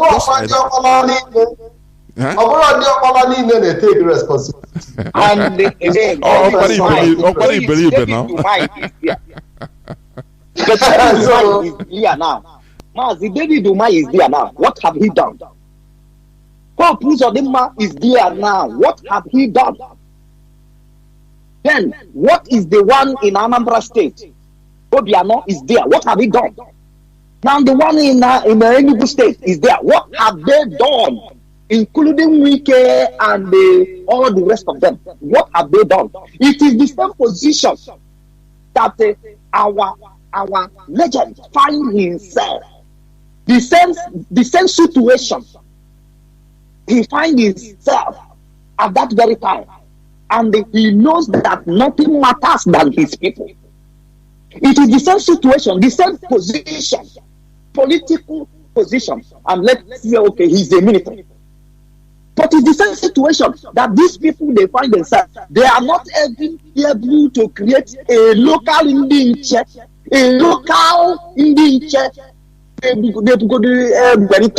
to protect their women that are being raped every day by Fulani terrorists. They keep running at circle. We are protecting Constitution. We are being put to uphold Constitution. Even Indian check.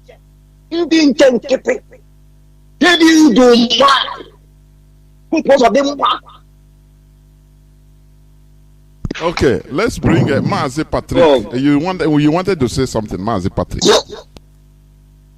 Yes, I wanted to say something and I tripped off.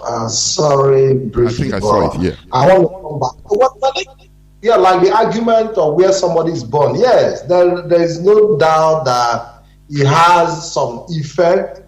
You know, the grooming of a child goes a long way to affect their life, you know, in decision making. But one thing that I understand that have led our early Igbo politicians, you know, what led them astray was their personal greed. Personal greed. And that greed is still playing out today in politics. Because the only thing that can make you to channel your interest to yourself and yourself alone is that selfish tendencies which we see play out today on a daily basis. And that is why it is difficult. It is difficult for them to even gain the respect of anybody, not even from their Fulani masters. You know, so all the pranks that Nnamdi Azikiwe were playing was based on his own personal greed. And that greed also came even during the war. That even in the middle of the war, he was negotiating for position. They will never fight war finish. They don't negotiate for position. That he was the one that wrote the Biafra national anthem. He believed in the cause of Biafra. But that greed and selfish interest didn't allow him to follow through till the end. He was interested in him becoming another prime minister when Biafra come. The same thing that happened when Nigeria was at the verge of establishment. You know, so Mazi, for me,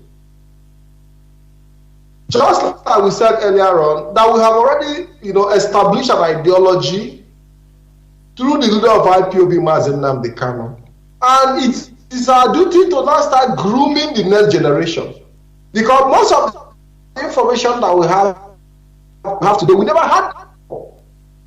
And that is why we must continue to appreciate the leaders who have made the sacrifice to open our eyes. Most of us were asking, questioning what is the problem with Nigeria. We didn't know. Even majority of the politicians today do not even know. It was when Mazi Nnamdi Kanu came and started breaking it down that some of us now started identifying what the problem is. And it is important that we continue to build on what we have started already transfer it to the next generation, because I think it is time for us to gain our freedom, and that freedom can only come through enlightenment, through eye-opening. Because not until you know that you are a slave, you can never fight for your freedom. And Mazi Jonathan, I also want to use this opportunity, because I know that very soon you'll be opening the line for us to call in, to add my voice, because people have been saying that IPOB have declared no election in Anambra State. IPOB have not declared no election in Anambra State. What IPOB have done is to boycott, because we have always said we are not going to participate in Nigerian politics. Let them give us a referendum. You cannot tell us to go out and vote, and you are denying us that voting is a democratic process, but you are denying us the possibility to also vote through referendum, which is another democratic process. This is a double standard. So for me, the position we've taken to boycott the election in Biafra land in general is a clear position that must be applauded. I will continue to uphold it. It is better we didn't go risking our life under gun and bullet, trying to vote when you know that the vote have already been casted in advance. It is better you stay home, avoid trouble, and enjoy your family. Mazi, thank you. Thank you. And in order to add to what you said, our priority, the IPOB priority, is the release of our leader. It's not about election. We don't care about election. That is why we gave the Nigerian government ultimatum till the 4th. If they didn't release our leader, there will be total lockdown in Biafra land, in order to drive to protest that our leader be released. You can call it's unfortunate that he enters the election time, so be it. That is not, because we don't care about the election. What we care for is the release of our leader. If, for example, today they release our leader will come out and make pronouncements. You can say, okay, no more sitting at home, no problem. That is for him to decide. But for us now, our priority is to make sure that our leader is released, because we cannot continue going on perpetual adjournment of case. Our leader will be brought and he will go back, and we harass other things. No. Now they will have time to do other things. No. If any child that say his mother will not sleep in the night, he himself is not sleeping. You understand? So that is the thing. So if they want to conduct their thing, let them release our leader. If they release our leader, we'll be joyful. Now our leader, they will have something to do with our leader. Our leader will now tell us what to do. Okay, no, because there will be no case of even sitting at home again from the 5th. Do you see it? So that's it. So before I open my line, there is something also about the military invasion going on in our land.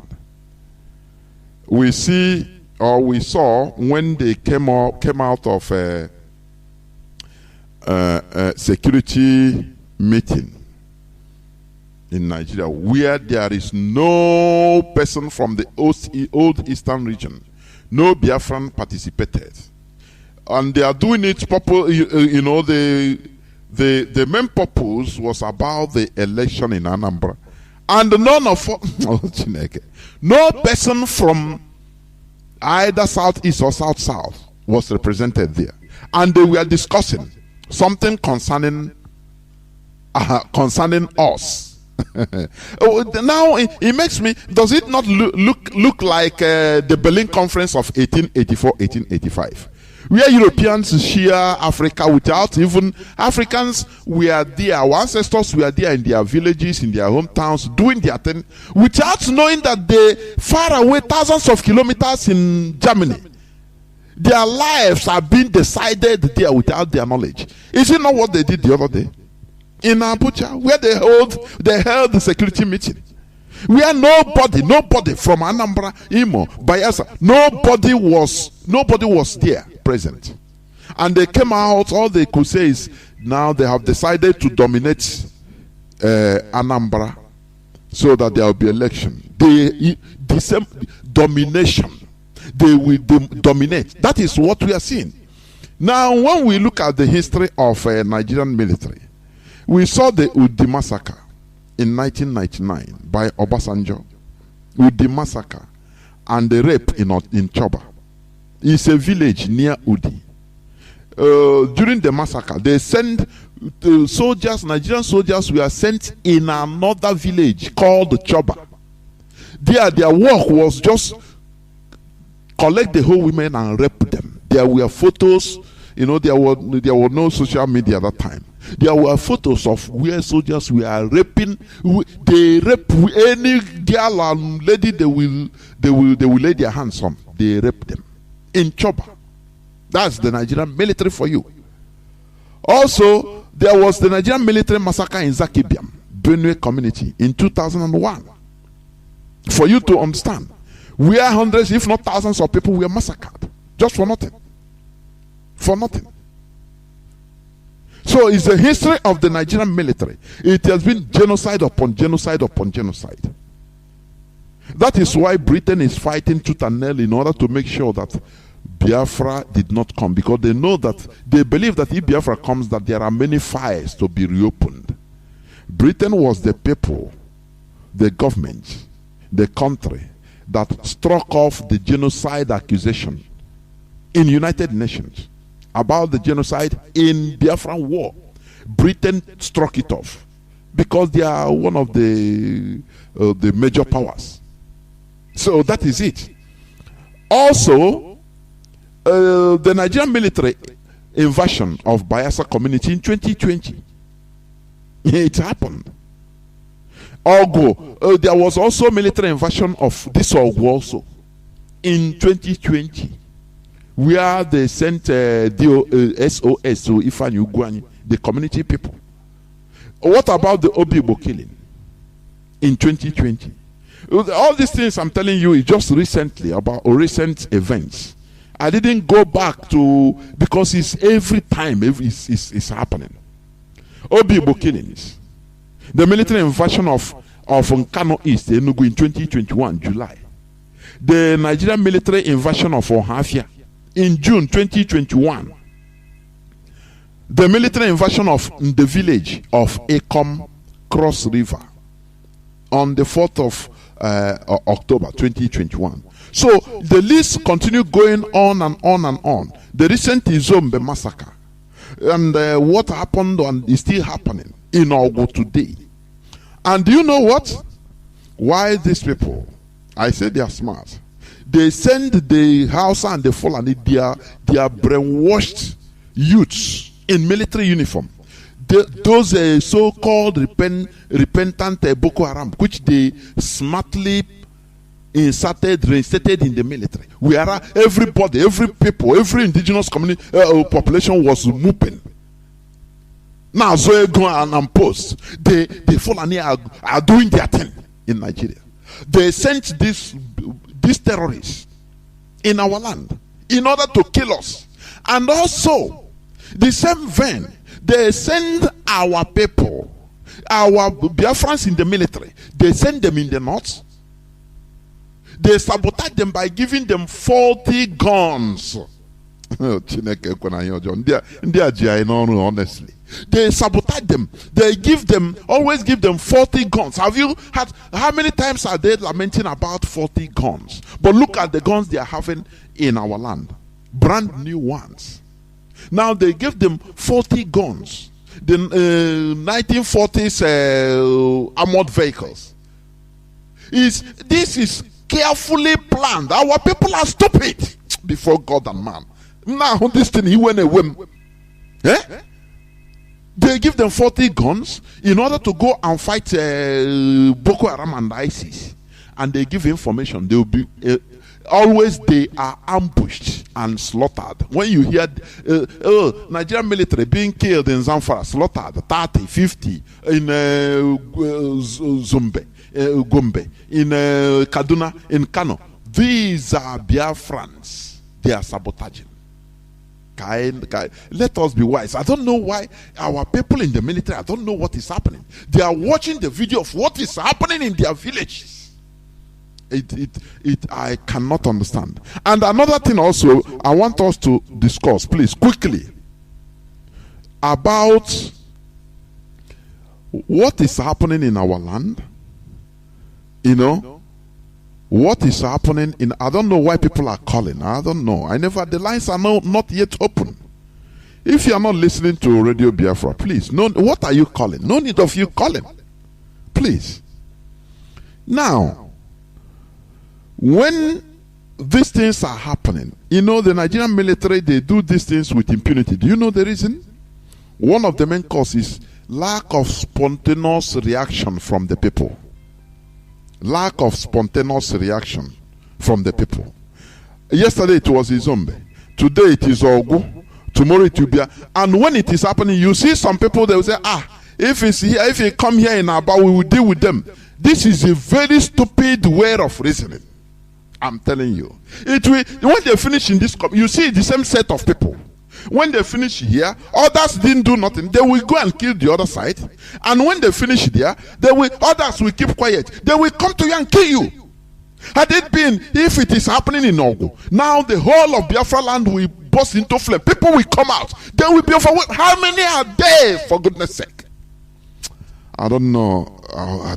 Mazi, please. Please, before I open my lines.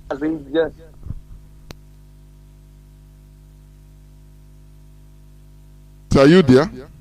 Can you hear me? Yes, can go you on. Hear me? Yes, go on. Okay, thank you, Mazi Jonathan.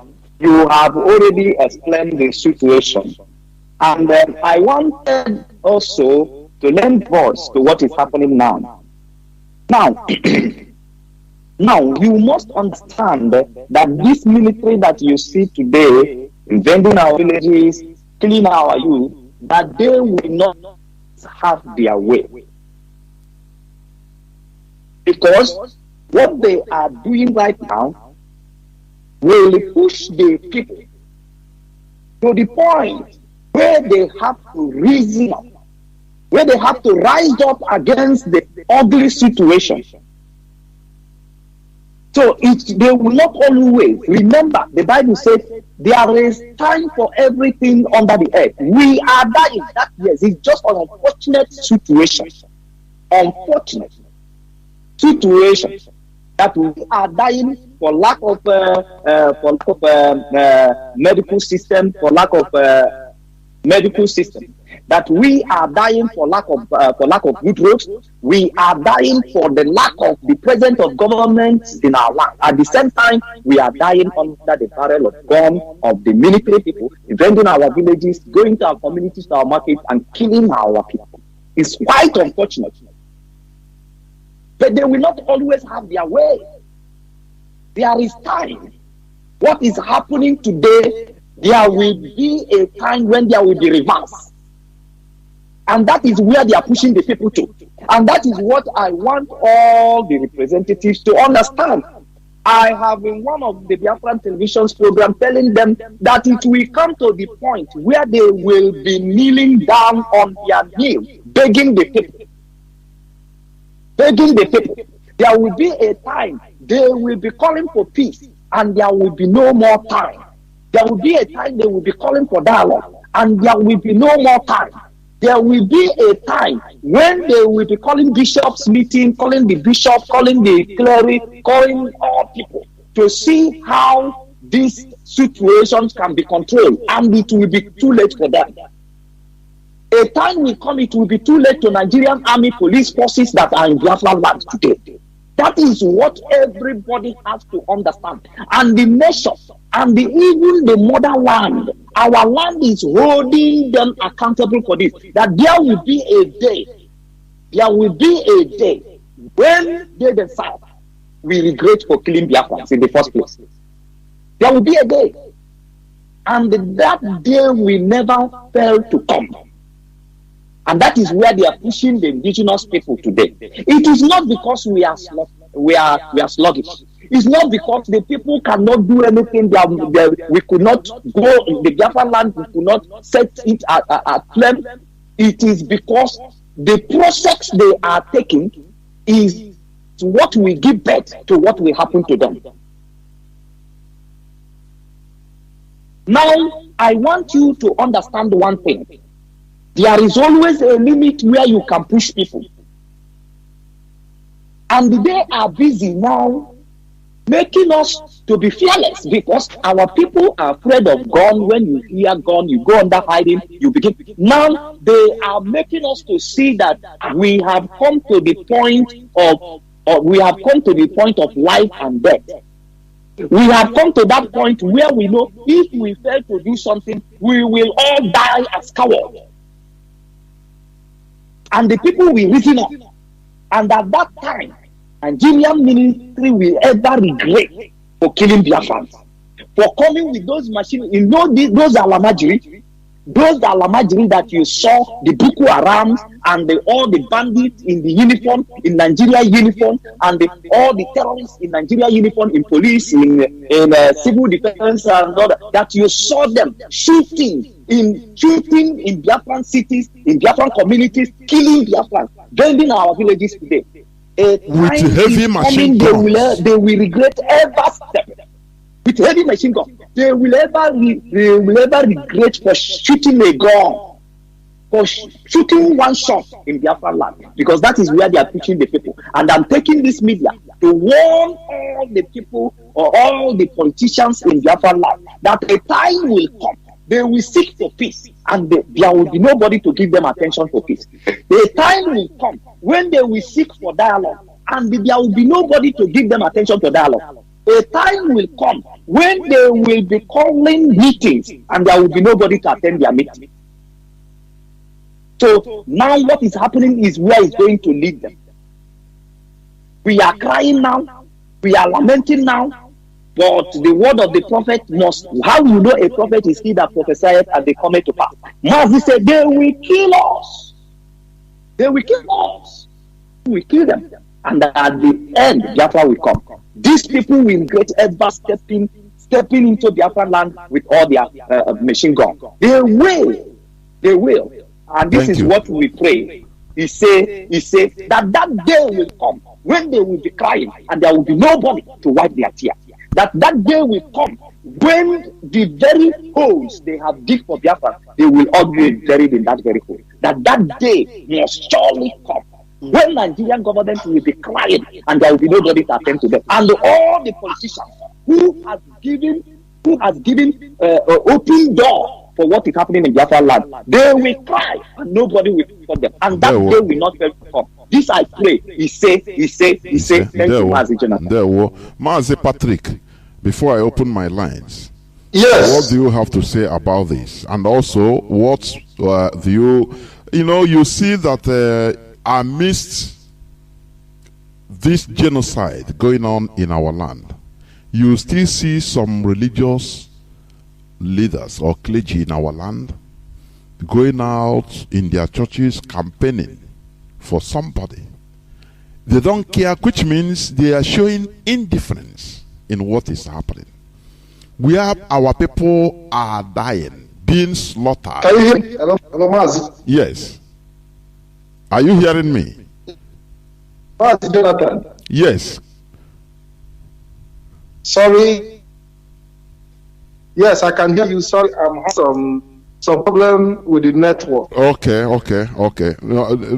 As I was saying, you come in, please, and talk to our people, about the need in order to avoid all these so-called clergy also that they are showing indifference amid this genocide going on in our land, massacres. You still see some people coming out to talk about the election, coming out to vote for this. The clergymen using their church platforms in order to do campaign. Please, Over to you before I open my lines. Go on.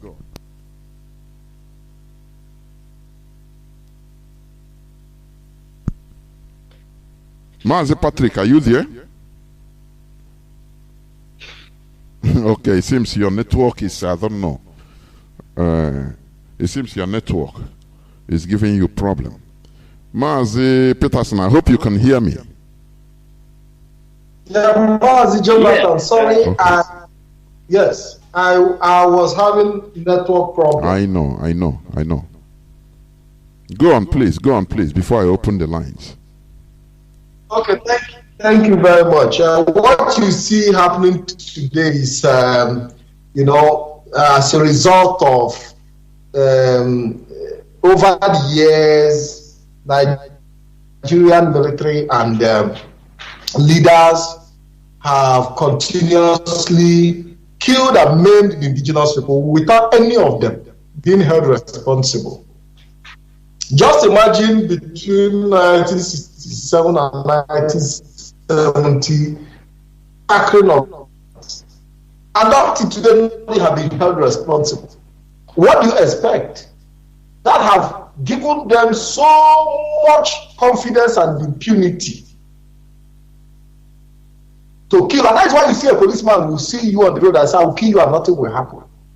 Because nobody have ever been held responsible. If there was a history of people being held responsible for genocide in that country called Nigeria, if there have been history of people being punished for atrocities committed against innocent people, innocent civilians, I believe that would have changed the attitude. But because they have never been held responsible, none of them have been punished severely. There is no history to show that at some point, somebody who went into a village killing innocent people were brought to book by any means possible. That is why you see their trend continues today. That the army will even go into villages unchallenged, killing children, women, burning down houses.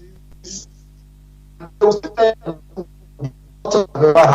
I believe new generation, people are going to account for their evil deeds, especially against Biafrans. Mazi, thank you very much. Thank you. Before I open my lines, I will continue reiterating on this, because this will be the starting of our real practical liberation.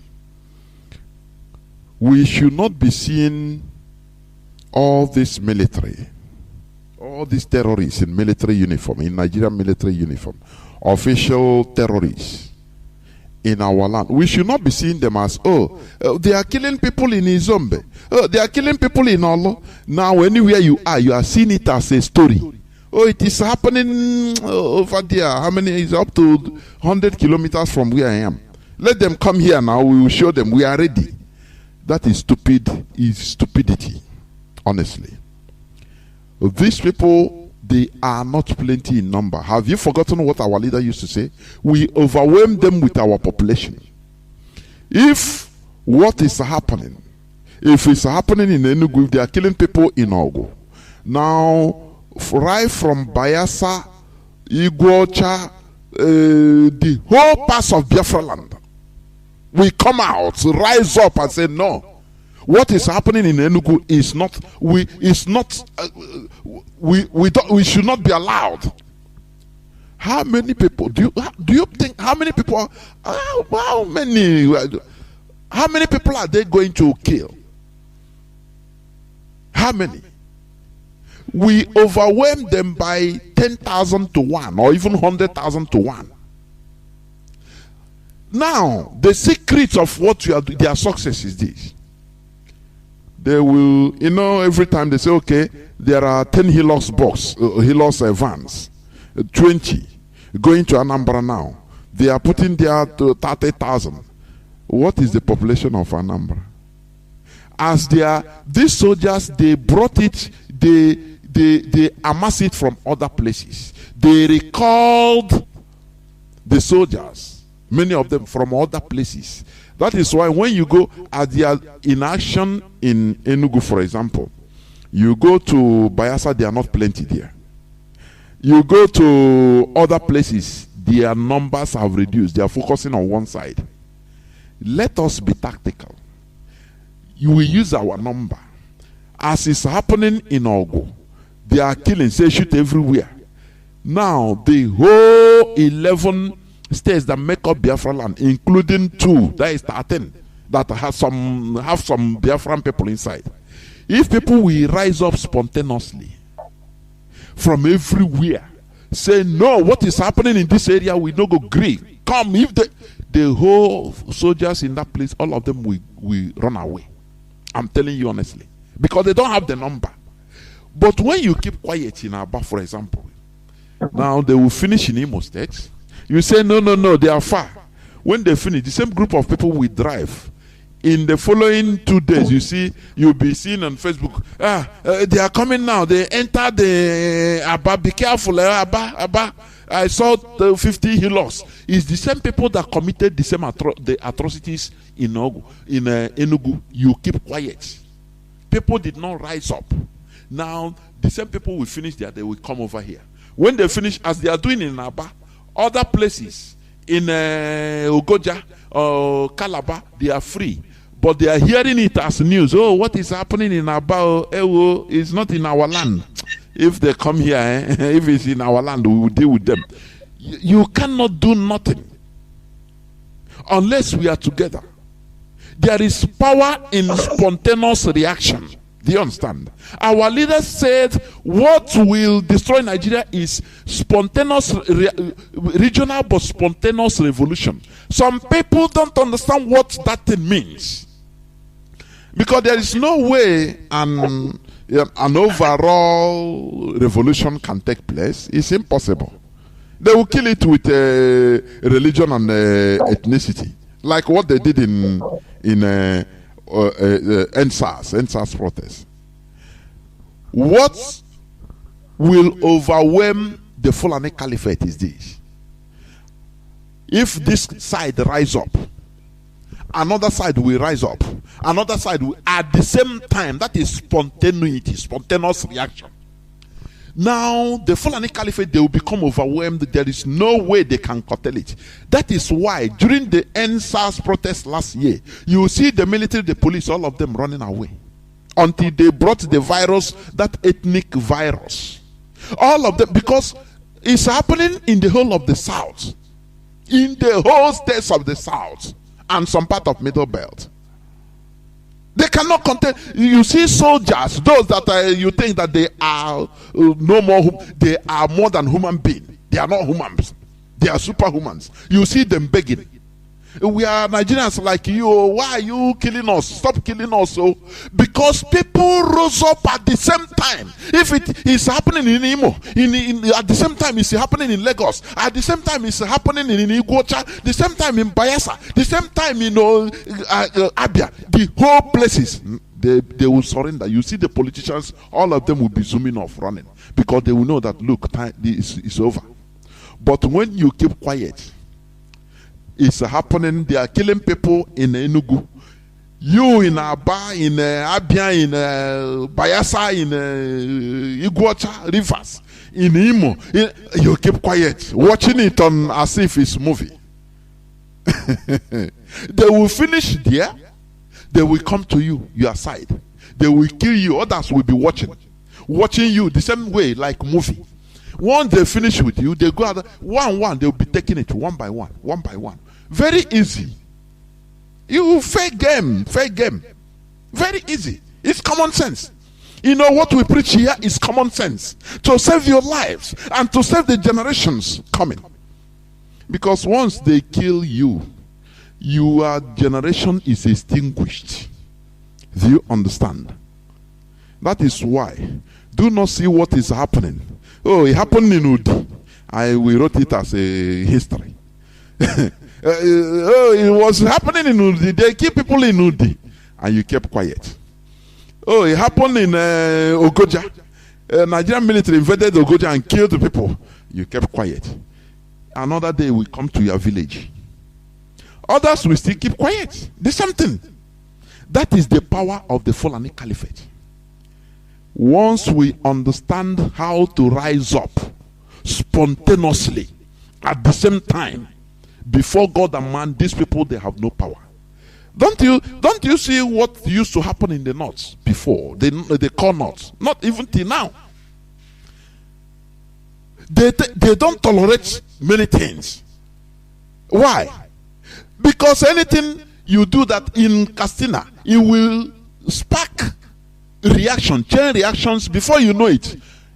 In Bauchi, in Sokoto, all the whole corner, all of them, it will be happening at this. So that thing now, the military, they will not like to stir up this, and they will say, "Oi, don't bring problem, because not only here you will have the repercussion, it will fill everywhere." That is what gives them respect. That is a civilization. When we talk about civilization, it's not about wearing tie, driving a nice car. You say you are civilized. No, chimpanzee can be riding private jets, be going on private jet. You see all these, the kings in Middle East that are rich. They fly their Falcon on private jets, heavy private jets. They fly the animals on private jet. When an animal is flying on private jet, it doesn't mean that they change is a human being. No. So civilization is that character, is the character, not the appearance, it's the character. And what is that character? When people will learn how to rise up in order to support themselves at the same time. So that you see what is happening in Owerri, you yourself that is in Bayelsa, you see it as it is happening to you, you rise up. Because if you fail to rise up, you will say, you will come to me, after them it is me. That is why you saw Black Lives Matter spreading all over the world. Because the people, they have civilization.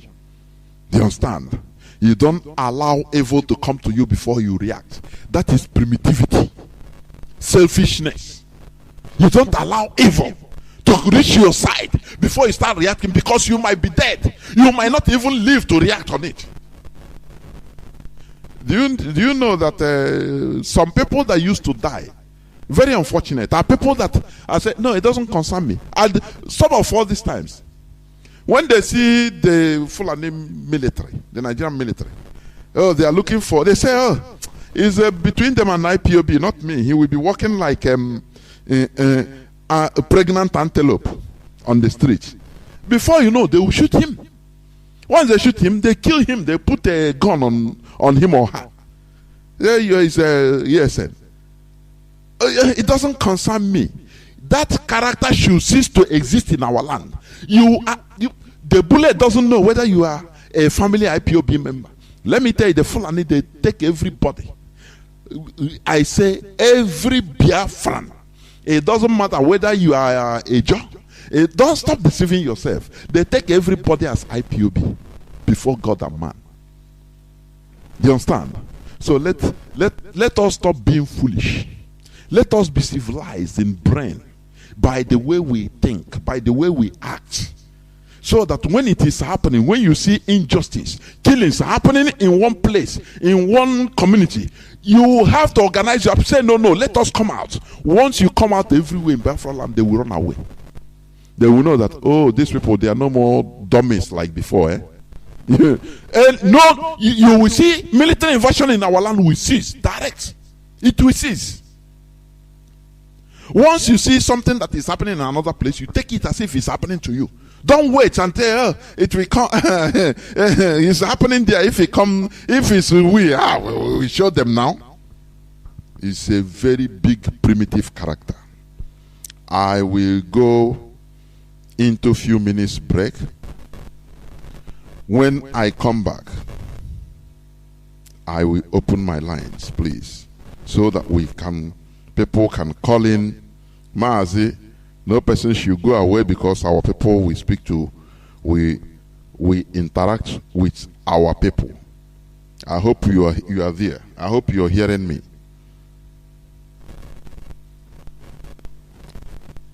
Yeah, Mazi. Yeah. Okay, we'll go into a few minutes breaks, and after we come back, I open my line. From the award-winning producer, Shaking and Beats, Biafran's Ghost Talent exclusive.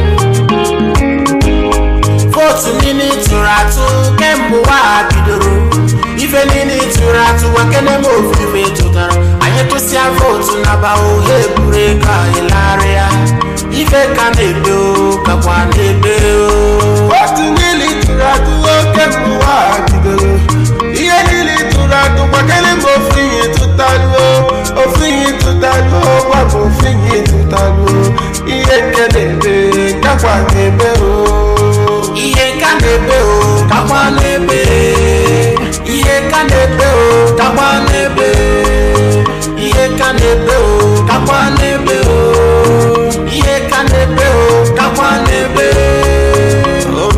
Adiobi one family Adiobi Nnamdi Biafra I say I no election no after election every day deception no upon deception I say no recession no baby I need to see the vote I'm to suppose so election no vote ya mera nya de ke ma o wa ni le te mo na ya ni le no so fede o kedi ya ge le o we pe dia fara jo ibo ya me to wa ni no di iwa nu mo munne mo adile kwenu mwenwene o n'ime Sokoto ifunu nacho na Sokoto munne mu na odi na Sokoto Chukwu abịa ma gozela anyị na ụdị ọbụna ụmụnne m ulekwelekwela no ka anyị nwụsị anike ihe ọkọkọ na mahụla ntụmụ atụmatụ bọtụ n'ala abụkwa egwu sugbo tigbo sọgbo chigbo ebe niile ọ dịzikwa egwu ihe ka na-ebe o kakwa na-ebe ihe ka na-ebe o kakwa na-ebe asị m ihe ka na-ebe o kakwa na-ebe enyi m ihe ka na-ebe o kakwa na-ebe Biafrans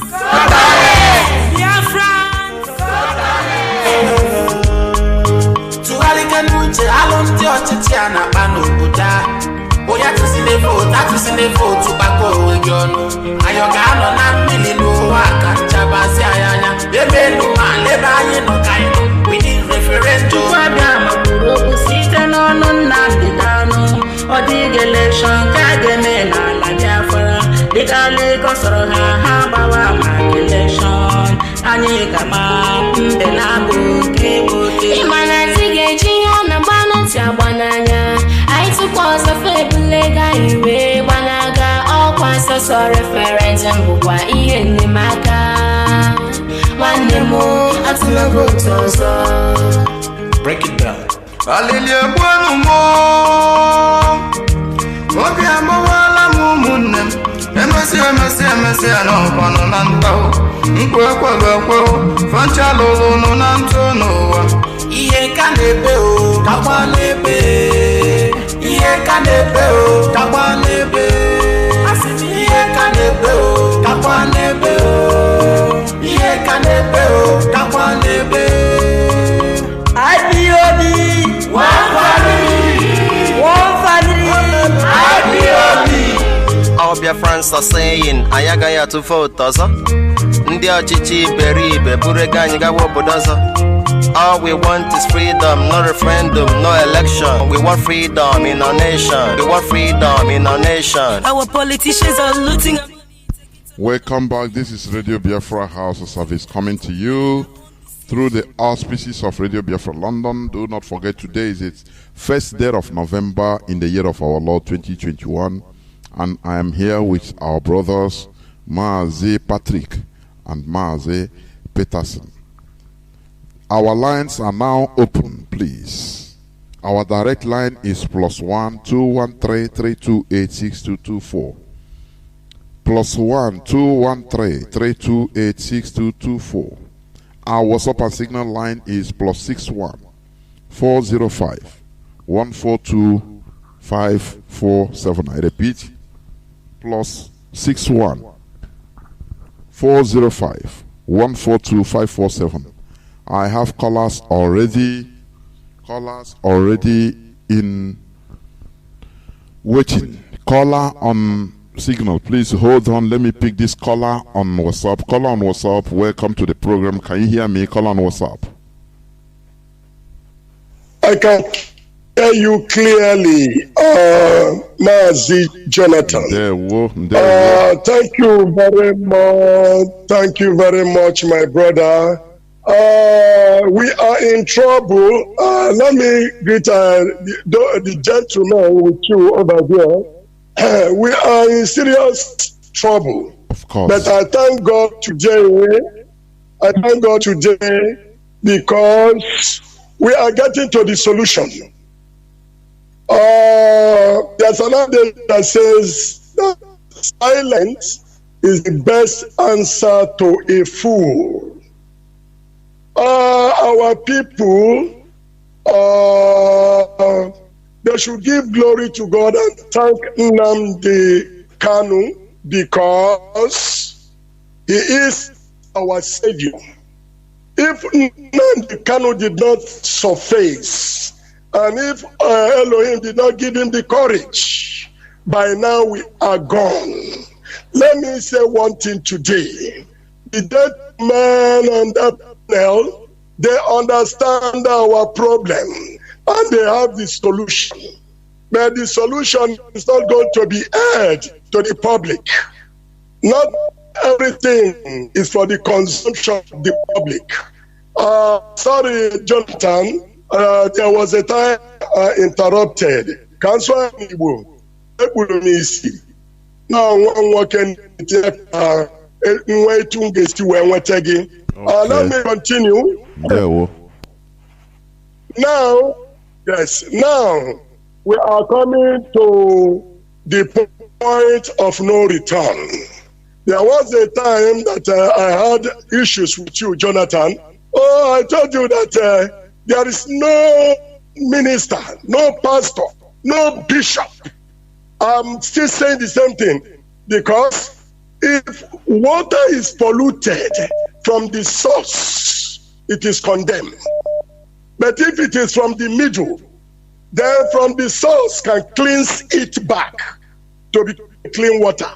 You see how these people are twisting us because they are committed already. They have received money, especially during the time of elections. So they cannot do otherwise. Even the Igwes, all of them, A to Z, they are committed. And the Fulanis are having their files. And that is why they are speaking from both mouths. Let me tell us something. Jonathan, you know how we are going to come out from this problem. But it's not meant for public consumption. They are cleaners in Abakaleke. And number of people should not allow the election hold. See, that is not what we are talking about. We are not after the election. We are not after that election. Whether they like it, let them conduct it. They have the way to go about it. But what we are saying, that before there's an adage, they say, I'm trying to tell us today that Biafra was lazy as a bulubulu. Nnamdi Kanu, because he came, he was trying to unify us as a people. Because this caliphate in Sokoto, their weapon is divide and rule. David my governor, Barasa, governor, Rivers. This is how they trick us. But we thank Elohim for preserving Nnamdi Kanu. I was sometimes annoyed with him. Say, why are you wasting our time? And somebody called him on phone. He's a gentleman to the call. He said, why our people are dying and we are not doing the needful? He said, if I ask us to march, we have many enemies. But now some of them are repenting, and I cool down. Yes, the time is coming for the revolution. No two ways about it. We are not afraid of the barrel. I went into the militia in Port Harcourt during the Civil War with knife and the stick. But I came out with machine gun at the end of the organized ceasefire. That is it. So, my brother, we are not afraid. We are not afraid of the barrel. Wisdom does not flow out of the barrel. Wisdom flows out from negotiation, dialogue. All hail Biafra. Almost hail Biafra. Ndewo, Mazi Udemba. Ndewo. I have a caller that has been there in Signal. Mazi, can you hear me? Please, over to you. Welcome to the program. Yes, Mazi Jonathan. Good evening from here. Am I coming out clear? You are. Please go on. Yeah, Mazi Jonathan from here. My name is Mazi Akas. I'm calling from Austria, and by the special grammar, I am the IPOB National PRO.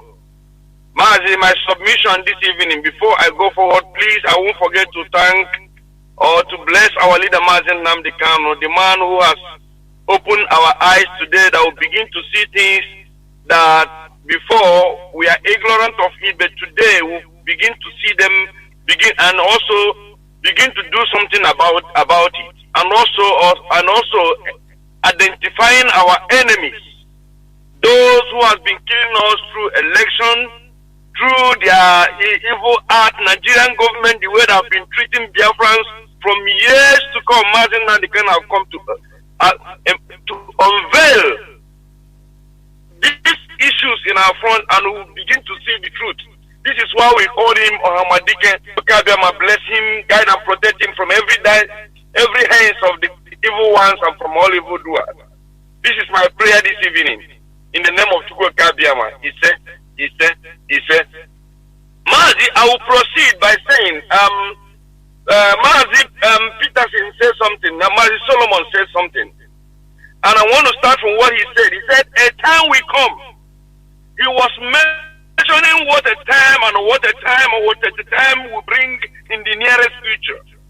And also, I want to add that a time will come when all Ethiopians, all of us of freedom, here in diaspora, all over the world, will be descending back home, because we are tired of seeing this blood ranging in our land. How can the military of the zoological republic called Nigeria go into villages with machine guns, shooting innocent people 5 a.m. in the morning where people were sleeping? They are killing them, children, burning houses in Enugu. They went into a public marketplace where people are trading in open daylight, shooting people inside the market without no caring. They say they are looking for the people they set up. The same unknown government they are looking for is part of them.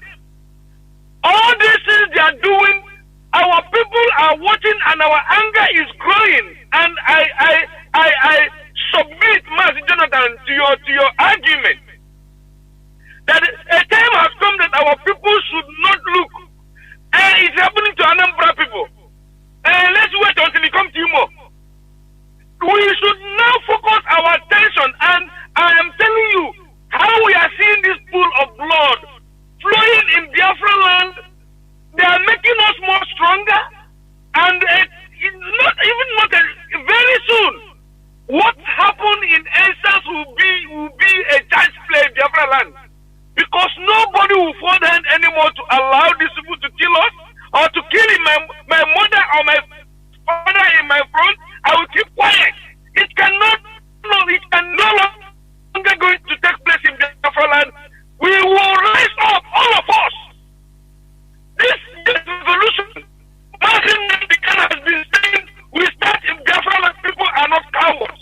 We can endure, but when the time comes, all of us will rise up in mass and go after these idiots, these criminals, this money came from Sahel, coming to BC when they are shooting the sea, when they are speaking their foreign language. Kill them, burn the houses, kill them. These people are not human beings, for God's sake. And we will go after these people. We are no longer going to wait. It's Anambra or Imo or Ebonyi or Cross River or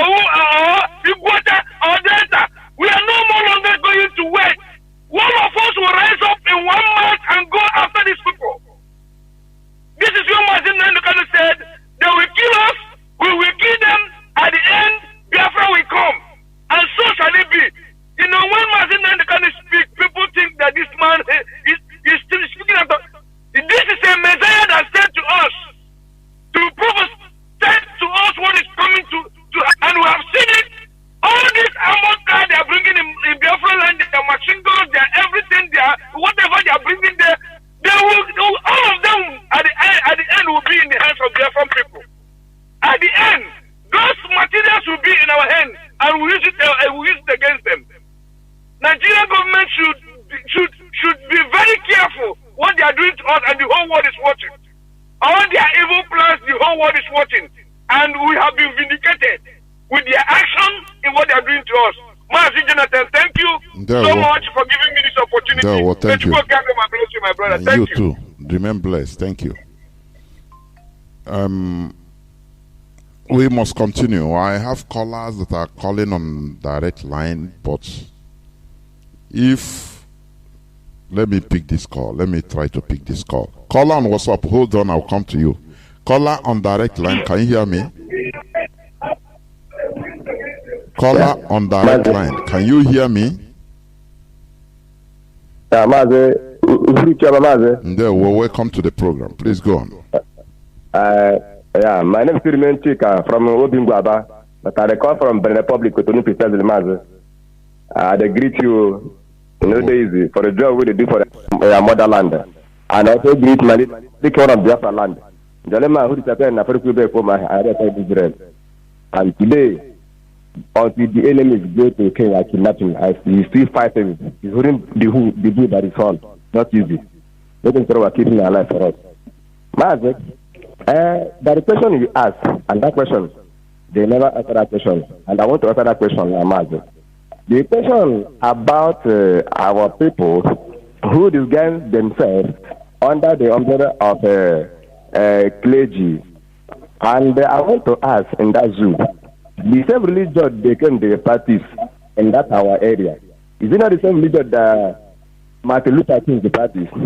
And the Constitution of South Africa, they use the same religion to liberate their people from the hands of the white who came to South Africa and they made them. The same religion was what this man used to liberate, to pick the freedom of the black, the black from Africa, dumped in America as a slave, to fight to liberate them from the white, from the oppressor. Today, you can go to America and share the same equal right with the white people there. You made it possible. It was Martin Luther King.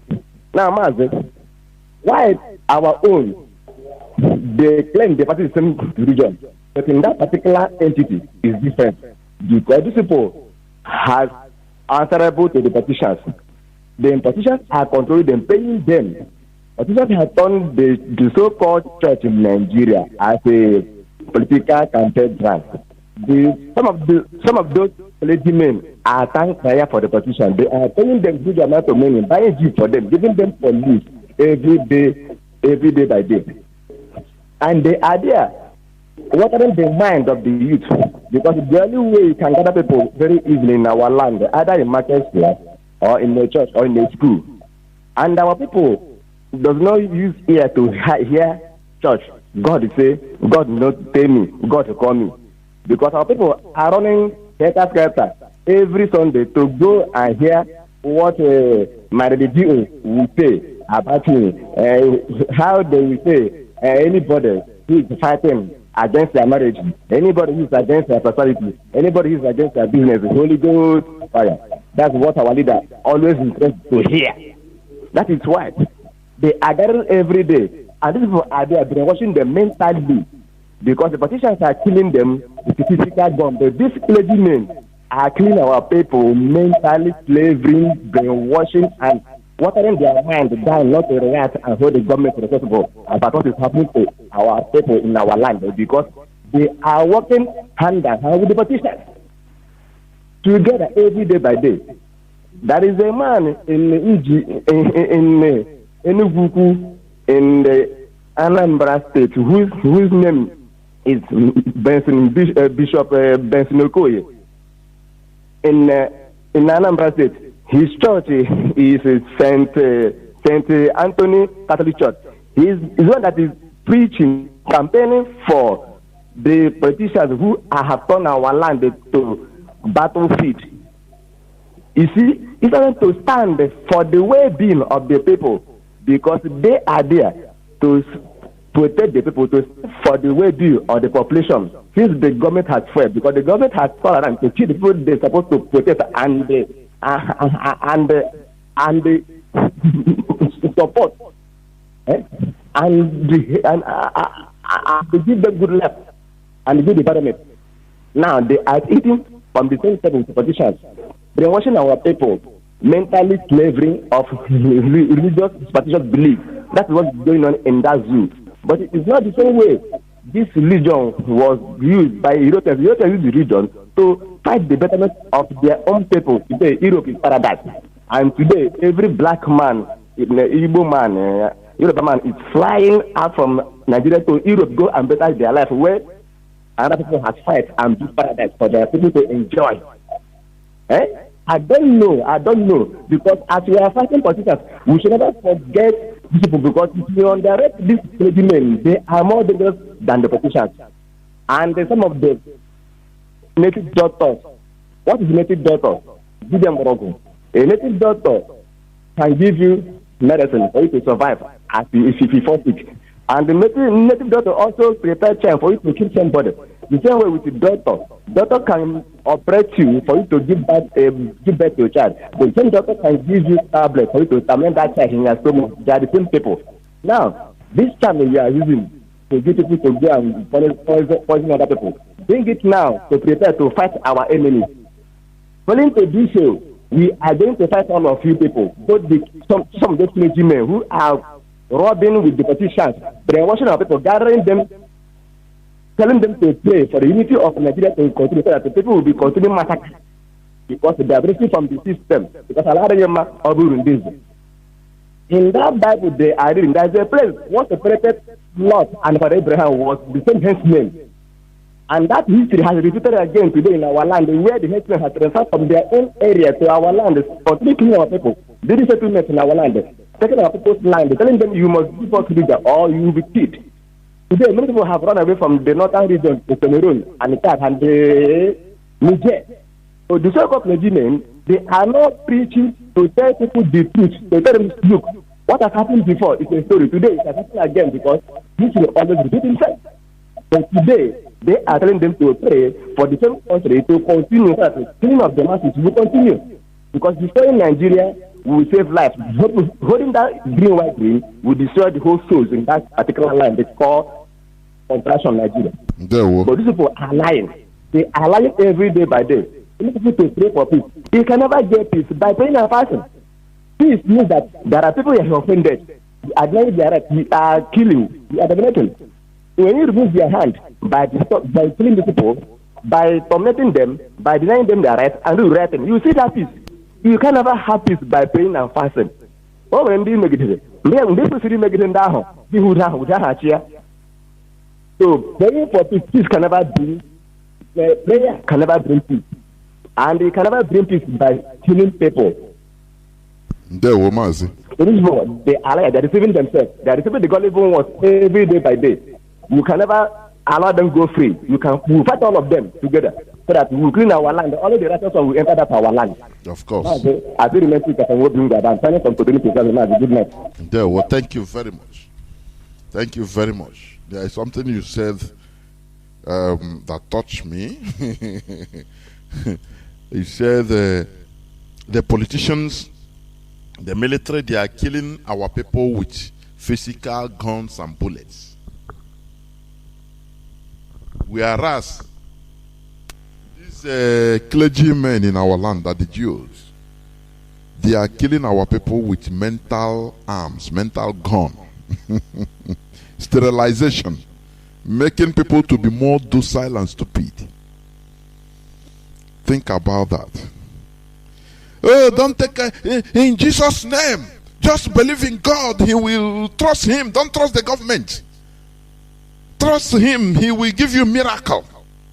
This month, today is the first, and you don't know that they are, giving you tranquilizer, aesthetic, for you to continue sleeping, so that when you come out, they say, "Let us fight for good governance." You say, "No, I trust in God." No, God will do it. I'm not used to fighting.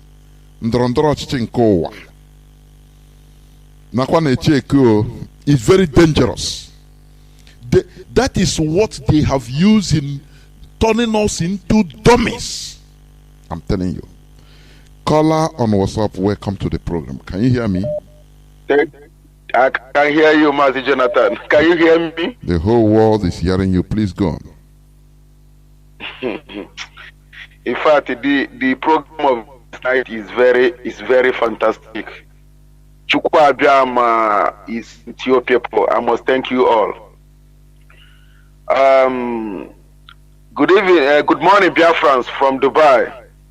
Good morning, Biafra from all over the world. I must thank you, people, Mazi Jonathan, for the good work that you are doing to the people of Biafra. I assure you, no matter what the zoo is doing, Biafra nation must come, as our leader just is always saying. My name is Mili Malugo. I'm calling from Dubai.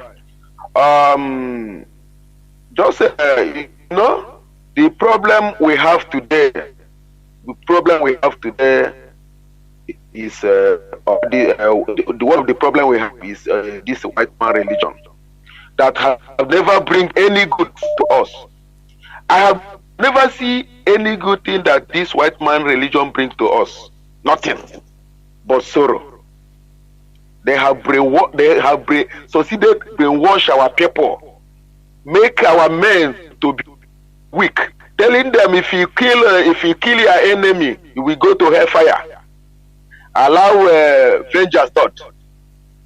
In fact, okay, the same God that told Muslim to marry many wives, the same one that told Christian to marry one wife. Who is fleeing who? We must be very careful in this side of this useless religion. Mazi, can I come in here, please? Let us not wholesale condemn the religion or any religion. I will not be part of it. Okay, do you understand? I'm coming. A bad workman always quarrels with his tool. Do you understand? Any tool, the same screwdriver a qualified engineer will use and plier, and before you know, he bring out something wonderful. You give the same tool to a quagmire, a non-entity, a bad workman. He will do. With that tool, that screwdriver, he will wound himself and start shouting. Oh, he will even throw the screwdriver, say he's the cause. No, it's not the cause, it's him. Because you are the brain using it. Religion is just like social club. You can use it for. Imagine. Let me tell you. These churches played very vital role in American civil rights activism. Do you understand? Pastors, the same pastors that are standing in Nigeria today, in Nigerian churches, talking about money, how God will bless you this month. Today is 1st of November. See what we say, even in people that are preaching online. Oh God, the money you didn't work for, you didn't labor for, will hit your account. Say amen. And God, it is the same, that same pulpit. Malcolm X stayed and preached equal rights, that people should have rights, that you people that are listening to me, that what they are doing you is domination, you should rise up. Is it not the same church, my brother? Why should we condemn the church? It is the people that are using it, the mentality. These are evil people, for goodness sake.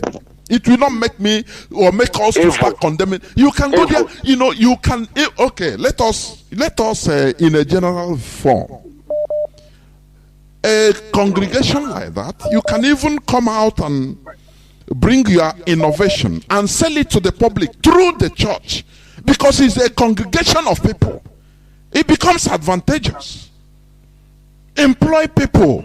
Oh, this and that. Look at. You publicize your ideology or your innovation. It's part of it that will benefit people, because you are talking to a group of people. You are talking directly to people.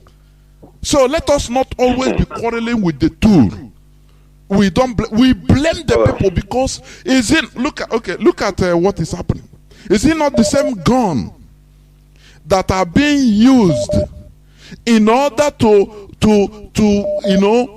fight terrorists? Is it not the same gun that are being used in order to fight, control, to maintain power in a country, in a civilized world? Is it not the same gun? Is it not the same gun that they are using today in our villages, shooting innocent people? Now, are you going to start blaming the gun? Say, why? The gun is not good. No. It's the people using it. That is the point I want to Mazi, my anger in this so-called white man religion is that these people is going about with a Mopol army to protect themselves, but they will tell their member that Jesus will protect them. Because the people are stupid. The people are stupid. The people are stupid. That's it. To be frankly speaking with you, Mazi, these people have succeeded to want our youth, make our youth to be very weak. They slap you in the left cheek, turn the other side, let them slap you. Leave vengeance to God. In short, let me leave this side to go to another side, my dear brother. Please round up because people are waiting. Thank you very much. I'm going to round up now. You see, this problem that we are having in our politicians today, it didn't start today. It starts from Nnamdi. This problem starts from Nnamdi. Of course, it's the originator. Thank you very much. There is one man in but our leader have called his name, but I forget his name now. He told Nnamdi, let us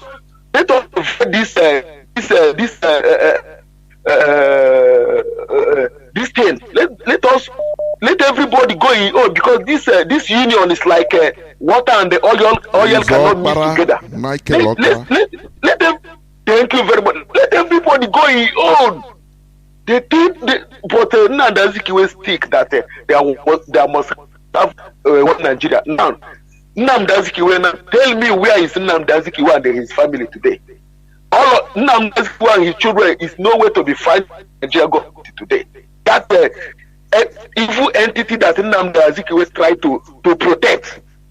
Our people are supposed to start to believe that Nigeria is a hell on earth. Nigeria is a cause to we Biafrans.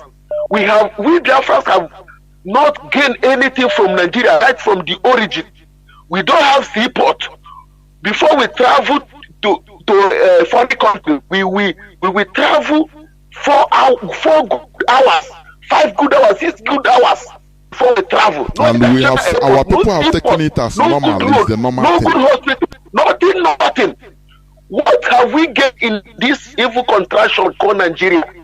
And our politicians have vowed to serve Fulani Janjaweed that they are more wiser than. It's a pity. Our people need to repent and everybody must join hands together. If anything, as you just say, if anything is happened to Enugu State, all people in Ebonyi, Anambra, all Biafras will come and fight for it. Let's not leave if something is happened for another state. These people will say no, it's happened to Anambra State. If it is our own state now, we will know what to. We are one. We are one blood. Let us fight this fight once and for all. Look how this Fulani Janjaweed terrorist army is using this kind of machine to shoot children, innocent children of Biafra, shooting people at 5 a.m. in the morning. Open fire. These people, these useless people that call themselves Nigerian soldier, that cannot stand with the Boko Haram. They cannot stand with Boko Haram. Look at how Boko Haram is killing them. They are crying. I must tell our people that these people is nothing. We're supposed to overwhelm these people.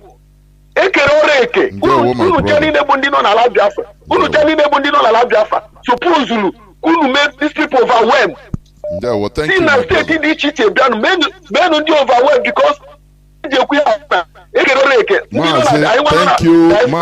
thank you. Thank you. Thank you. very much. Thank you, brother. Thank you, Machineke. Before I go to Signal, Mazi, do you have anything to add? Any of you? Just 1 minute before. Yes, Mazi, Jonathan. Yeah, I have one thing to speak as to regard, but you have made all the points as to regard to people fighting with the tools instead of doing the job. Now, talking about religion is the problem. The problem of an Igbo man, or religion is the problem of Biafrans. Religion is not the problem. But I know that in most cases, people will like to look for something to blame. Religion is like a government. Of course. Let us talk for instance. There is government in China. They are working for Chinese. And there is government in Nigeria. Are they working for you? Then there is government in America. They are working for the people of America. Now, if you want to say government is the problem, government is not the problem. The problem is the people. The problem is the operators. Mazi, it's just like when our people blame, they say politics is not good. They don't know that it is with the same politics that America becomes great. The greatest country in the world. They are confusing things. You can say that Nigerian politics is the worst politics. They are not doing politics there. So we need to be understanding this thing. Go on, my brother. Let's take, for instance, this is the religion we are fighting today. Let's count up 2 years ago or 1 year ago. Mbaka is not speaking out. And Mbaka owns the platform that's supposed to speak out for the injustice melt on the people who are gathering every day. Yes. And he's presiding over them as a spiritual director. And these people are being subjected into suffering, being killed. The people that are being shot today are the members of his church. So, and they have been keeping quiet and promoting individuals, the operators, the oppressors, promoting them in the government, promoting their rulership. Now, and the people that are the members of his churches are dying. So the problem is not the church. The church has given platform, and the people always gather. The people always gather in a religious setting to hear the truth, to hear the priest speak on their behalf, speak on their favor, uplift their spirit. But the operators, all these people who choose to be pastors and who choose to be clergymen, they are our problem. And that is why we have to call them out by name. Okay, since this year that Mbaka stood up and started speaking, then do you see what his voice is doing? And he's still the same priest. He's the same priest last year, and so many years back that we are not the same Abadan the priest is still what he has been wearing 2 years ago, and he's not speaking out, and he's still wearing the same thing today and speaking out. So the problem is that bishop in your community that is not, when you come to radio, call the name of that evil man, evil pastor, evil bishop who are supporting these politicians, campaigning for them. They are the people that are supposed to be stoned. They are the people to be blamed, and not religion. And I want to say this finally because you gave me 1 minute. Now, finally, the ideology, when you have ideology, it drives every part of practice that you practiced. When you have an ideology, that ideology will be a driving force to you being a religious man. It will be a driving force for you being a traditional man. Anything you do, when you have an ideology, he will fashion your way of action, your way of thinking, and your way of reasoning. And that is what Mazi Nnamdi Kanu has done for Biafrans is uncountable. There is no way we can be able to say this is the number of things that Mazi has done. Because if we have had ideology in 1966, in 1967 when the war started, because we are only trying to solve a problem in 1967, no ideology. Of course. It is when you are on point, my point, brother. If what we are today is what we are in 1967, we would have been living in our own land, governing ourselves by today. But you see, people are dragging leg because they don't know, because they don't have this ideology of our own, ideology of freedom. They don't have it. They don't have it. So that is what makes most of them, they are dragging leg. You are mentioning of Azikiwe, who we are thinking about Africa, forgetting that even the English word he went to learn, say charity begins at home. He was thinking of charity begins at home. There was no driving force of ideology from the basic, because anybody who climb up must start from the Of course. Let me pick this callers. So this is what we would like. Thank you. Of course, you made a point. This problem of ideology.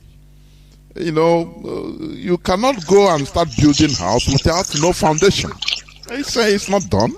You are just, on Cloud Cookerland. Let me pick this caller on signal. Thank you, my brother. You have been there since 16 minutes. Mazi Ifeanyi Chukwumadabuchi, welcome to the program. Caller on WhatsApp, hold on. Mazi, yes, Yes, I can hear you, my brother. Good evening to you. And I greet Mazi Solomon and thank God for your recovery. And I greet your next guest, that is Patrick Ikem. I say, well done, brothers, and we must continue. My brother, what I want to touch, you see, about you spoke about Nigerian constitution at length a bit, and I want to tell every listener, both Nigerians and Biafrans and the world over, whoever is listening, that Nigerian constitution, especially this so-called 1999 constitution, that thing is an abomination to a crime against humanity. You can say why. You can say it is out of place, but listen to this. In that 68 so-called federal exclusive list, that means only the federal, all the executive will act on them. This is a way of holding the people down, because 13 items, only 13 is so concurrent, which means the states and the federal can do it. But listen to this, because the federal government is sitting on the funds, you can build infrastructure, critical infrastructure. You can build it like Bat Energy constructed a gas turbine electricity in the east, and we have a Canadian international airport in Enugu. They said it's finished. We have the newly finished Anambra International. We have Asaba Airport. We have Iguacha, one of the oldest so-called international in Nigeria. But guess what? Somebody will say, I cannot give you license for whatever reason. You're not getting the license. You can operate skeletal services. Oh, you can operate internal international. Or cargo. Exactly. Which means that airport is wasted, it's an edifice. It's not serving anybody. And this is the way they hold you down. People from the south, or everybody from the east, just think how many times you come home from wherever you are coming home, and you have to stay 2 or 3 days extra in Kanu or Abuja or Lagos to plan your homeward journey. That is what we call pickpocketing. They are robbing us, but it's a way to hold us down. So what I'm saying is that my brother, you didn't expatiate it so that people will understand. When you land in Lagos, for example, in Lagos, you have to sleep in a hotel. You are boosting the economy. Indeed. The money you could have stayed in a place, or had it been that you landed directly in Enugu, maybe one of your siblings will welcome you. That money That $100 you would have paid using taxi, you just carry it. Oh, you dash it to her. Do you see? But they have deprived you of that in Lagos or in Abuja because you have to budget. You will stay in hotel. You will eat. You will look for, move around. You spend money. Pickpockets. Go on, my brother. Yes, and again, as why I was running was because of time. But let me say a little bit more on that. So sometimes some people will start thinking, because of the non-reliability of the local flights, some people will start planning their homeward journey on land. How many people have we lost on land from Lagos to east? How many people? We lost, they're dead. How many people have they robbed? And so forth and so on. So this they're holding us down. I'm not going to the educational holding down because every one of us must have known that they don't want us to grow. They're holding us down, but they can never, can tap us because giving is giving. And God have given us some things that we didn't brag about, but that we pray that Biafra will come, that we will put it in action. Now, my brother, I want to think about this invasion of synagogue that happened in Oji in Imo State. In synagogue, that Nigerian army don't have freedom of worship anymore in Nigeria. That Nigerian army will be invading synagogues, arresting and killing worshippers, Jewish worshippers, and it happened this very Saturday. Like it happened in Iguacha. In Iguacha, that is where they killed the Jewish worshippers and demolished synagogues. What's going on? And at this juncture, there is no gainsaying, and I cannot fail but say to this state that synagogues, Jews are being killed in Nigeria and synagogues are being demolished. They are Jews. Whether you like it or not, whether anybody likes it or not, this cannot go on. And it is imperative, the state of Israel, to tell Nigeria to quit harassing Jews and Judeo-Christians. Because when we are saying Jews in Biafra land, we are Judeo-Christians. A member of a family can be Jews, practicing Judaism, and you're practicing Christians. And we have one reference book anywhere as the Bible or the Torah. So the freedom of worship in Nigeria is in question as we are speaking now. So, and another thing I want to say is that they said the so-called president of the Zoological Republic of Nigeria said that he have given the armed forces to dominate the space of Anambra. And when they're saying Anambra, they're saying the whole of Biafra land. Because what happened in Enugu in this weekend, it didn't happen in Anambra. So they have in effect declared war on Biafra, but they didn't make it open.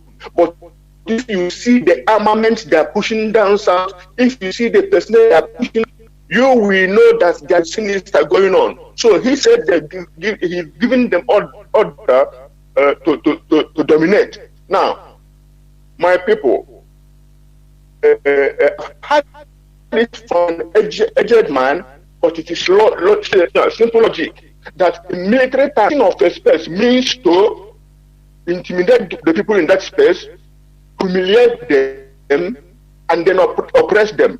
And that is what is going on in Biafra land as we speak. That the army will be going everywhere, even the hinterland, who don't know anything, who don't even have Radio Biafra, who don't know anything about politics, they will get them and be shooting actually. Their business that one of the God forgive me, savages, let me put it like that way, let me don't go. Some of the savages are saying, shooting straight on the houses they inhabit, and he was tell the people in that this is the armed forces of Nigeria that Britain is training, and they telling us they are a civilized country. And this is the armed forces of Nigeria, so-called intellectual of all corners of Nigeria as forces. There were Mazi.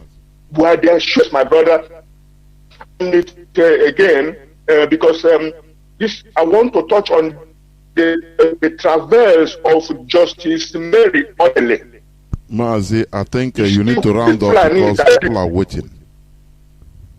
I don't think that there is time for that. You'll do it another day, please. Okay, my brother, it's all right. Good night. There were. Thank you. Caller on WhatsApp. Hold on, let me pick this caller on direct line. Caller on direct line, welcome to the program. Caller on direct line, can you hear me?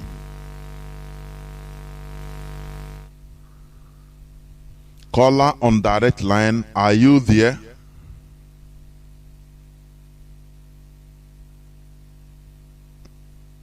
What is happening to you? Caller on direct line for the last time, are you there? No. Caller on WhatsApp, welcome to the program. Can you hear me? Go on, please. Thank you for holding on. Yeah, Mazi, good evening from here. Mazi, good evening. Mazi, there were. Welcome to the program. Oh, Mazi, there is that clip that you play here today. That's why our people supposed to listen to Radio Biafra, because they're supposed to listen to Radio Biafra always, because all this Radio Biafra sometimes they are not always to repeating it because there's no chance, there's no gap to repeat the Radio Biafra steady. It's good that if somebody don't understand, don't hear, don't see, he can hear. If somebody don't hear, he can see. Mazi is very, very good, because that clip from that Cameroon, these people are making their mind to go back to their house, their own country. But these are people here. There's Mangre more here, nobody care what we are doing. Mazi, Enini Abaribe is always speaking. Is one man riot club, one person in wilderness shouting, nobody listening. There's no help. There's nobody helping that man to speak out. You know, that kind of that thing. I want to hand that all of them supposed to carry, if at least know that we get 50% or we got 30% or 20% or 10% in the for us in the House Assembly. There's nobody. Easy, I got to vote again. Why are you going to vote again? Because these people that are there, they cannot speak out for you. One man from Cameroon, he didn't pay that one. The man said that if you don't talk it here, where are we going to talk it? If you don't speak here for this assembly, what is going on for that side of Cameroon? Where are we going to speak? They say you must stop it. He said no, we cannot going to stop it. Mazi, but our people, I'm going to that southeast Nila, all of them. One day, we are Nimian. These people are wicked people. Instead of them come together, call IPOB, call in negotiation before the abandon the election, cancel the election. Let us negotiate with our people. They still debating what they can do and what they can do, what are supposed to do. Mazi, these people are over how many? Over that many. I'll tell them here, I was the election that day. There's no election number. Hannah made debate. Anambra State, anybody that listen to my voice will be listening. If these people go to a church, because there's many ways to kill a rat. There's many ways to kill a rat. Because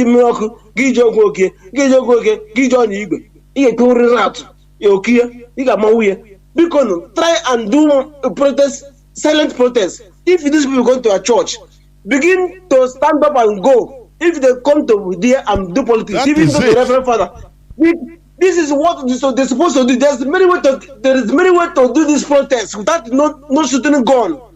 but then apụgasị mmiri dịrị nwe jiri nwa nkịta mmiri dịrị nwe jidere nwa nkịta ọ bụrụ na ụnụ ga-ekwukwana anyị ga-ebute that word ya and onye ga-ala ya ụnụ ga-agbakwa n'ọsọ onye ga-ahụ isi there's now analog organization na-eme ihe unu kwesịrị ime unu gide eme unu kwesịrị ime ebiga na uche unu gide eme ya onye na-adị unu gide work idea onye unu ihe unu kwesịrị ime gide eme ya ebe ọsọ egbola ya butere work for us Mazi awarded us that na ọrụ mgbe a ga-agba egbe Chineke agbakọta ya asị that na ebile mba we must agree to this fight but now we are see that our people are understanding better they're supposed to play more role to play they have a lot of role to play come to your church mobilize IPOB in the church a lot of people know that IPOB a lot of them are IPOB akwụtakwa imo ha went uri ha kpochekwe ntị biloto lawa onye lawa mmadụ kwụ na chọọchị anyị nwere ndị ha gaji na-akpatara ndị mgbe onye ụkọchukwu bidoro ikwu okwu foto ofu onye ebilie mmadụ abụọ mmadụ iri mmadụ 100 the whole people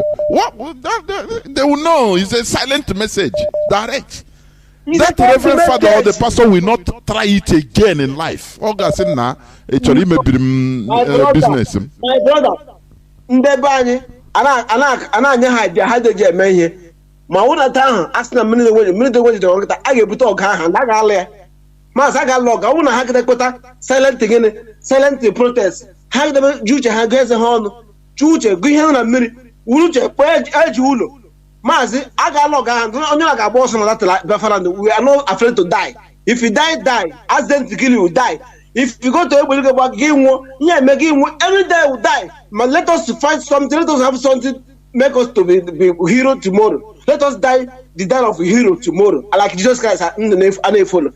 But let us everybody know what you're supposed to do and do it. Without that, Mazi, Omen is yeah man no one.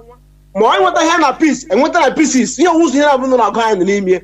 Better you people play a good role, play a way now, play your own way. So avoid the minute ebushela. Let everybody reach area man guys on kind of and page you. akpa na-eji ụlọ eji ụlọ tesakpa ahụ agbakọta mamịrị ya bụ ụfụfụ let everybody begin they can't one way the other mbaka butere na na-eme ka Chineke kelee ọ sị na ọpụta na Biafra ga-abịa ọpụtakwara nna let us know if you are told that na ndị ọzọ ga-apụtakwa ite ọchịpụta mgbe eji jupụta na ụtụtụ ya let us appraise them let Nnamdi abụla si na gị mee ka ọma anyị kelee gị mee ka ọjọọ anyị anwụọ gị n'ala onye na-abịa ebe aka fada nke ndị Anambra steeti bishọp ha ọ pụtara setọwa vootu ma nwoke ọnụhụ n'ala setọwa vootu atọ vootu Igbo ga-adị mma atụghị vootu Igbo agaghị adị mma nwoke enweghị ike isi na Nnamdi ga-lepụta dị ya na Igbo dị mma onwe ike ikwu ya maazị mmadụ na chọọchị ahụ ndị mmadụ na chọọchị ndị abịa na chọọchị ahụ ọha abụcha nkịta na-ele n'anya maazị ndị agba echi nwa ọkụ aịzo nne ndị Igbo echi nwa ọkụ aịzo nne iwe na-ewe anyị ndewo let me pick this caller again. Caller on direct line. Can you hear me? Caller on direct line. Are you there? No, you are not. I don't know why the calls are bouncing back. Direct line. Because of the volume. Caller on WhatsApp. Hold on. Let me pick the caller that has been there on Signal. Mazi Nkwochi Mezie, welcome to the program. Can you hear me? Caller on Signal. Nkwochi Mezie, can you hear me? No. Good day, sir. Welcome to the program. Yes, good evening and good night. Bless the word. My name is Nkwochi Mezie Wisdom. I'm from Hajibema is in Imo province, Biafra land. Mas, before I will make my analysis, I want to ask you this question in Igbo language. Mas, in that big Nigeria, in Haja, Ababuani, in Haja, Logopora, punishment again in Dama Biafra, in that last quarter. Mandale, because I'm alone in the Nichaha, Mande, Igabaraha, Ibe. Biafra with punishment again in that. Mazi, let us understand this.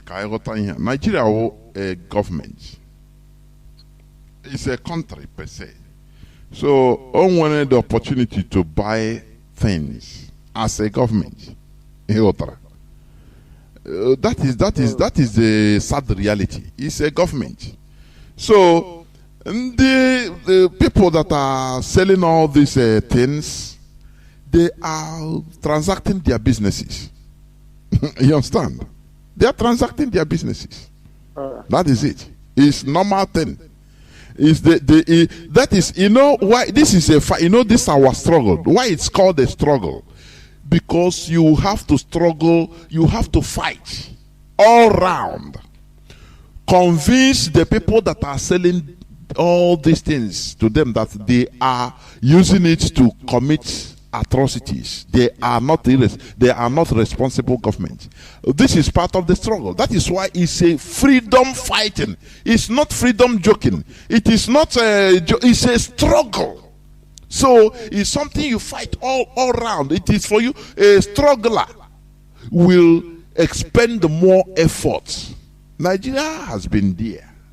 All they do is just like a government. They use the power of government to do what they are doing.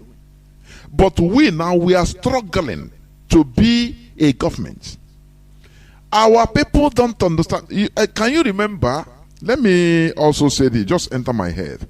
You know, one time the Biafra bank, something like that our leader had a very good intention of trying to make sure that thing is established, so that there could be line of credit. You can use it, through it, things will be done.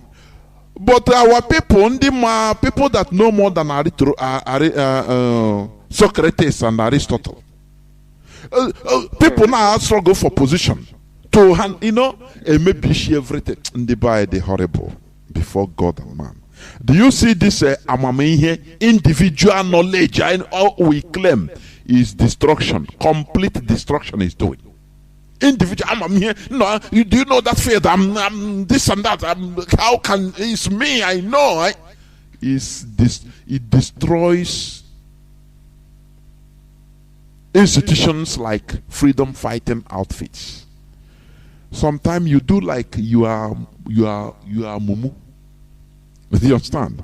If you go to some places, maybe the coordinator, Mazi, I'm coming. Mazi, you're on signal. You see some coordinators, they are not even as educated as maybe you are. That is why some people, they find it difficult. How can I go? Is that man that don't know how to speak English will be directing me? People don't understand. Education doesn't make you wise.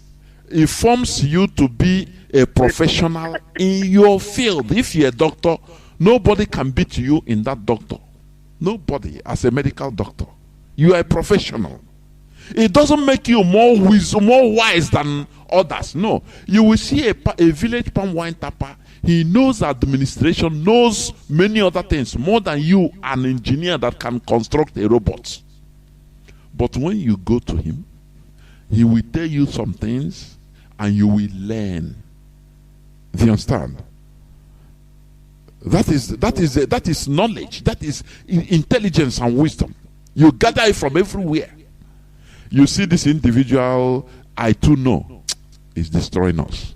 Mazi, go on, please. Mazi and Kochimezi, go on. Okay. I didn't enjoy the question, but I thank you very much for clearing me. So let me leave that aspect because it's too much. When Mazi Ikechukwono was analyzing the bullet they are using to kill our people in Biafra land, started from 2015 that they arrested our leader till now.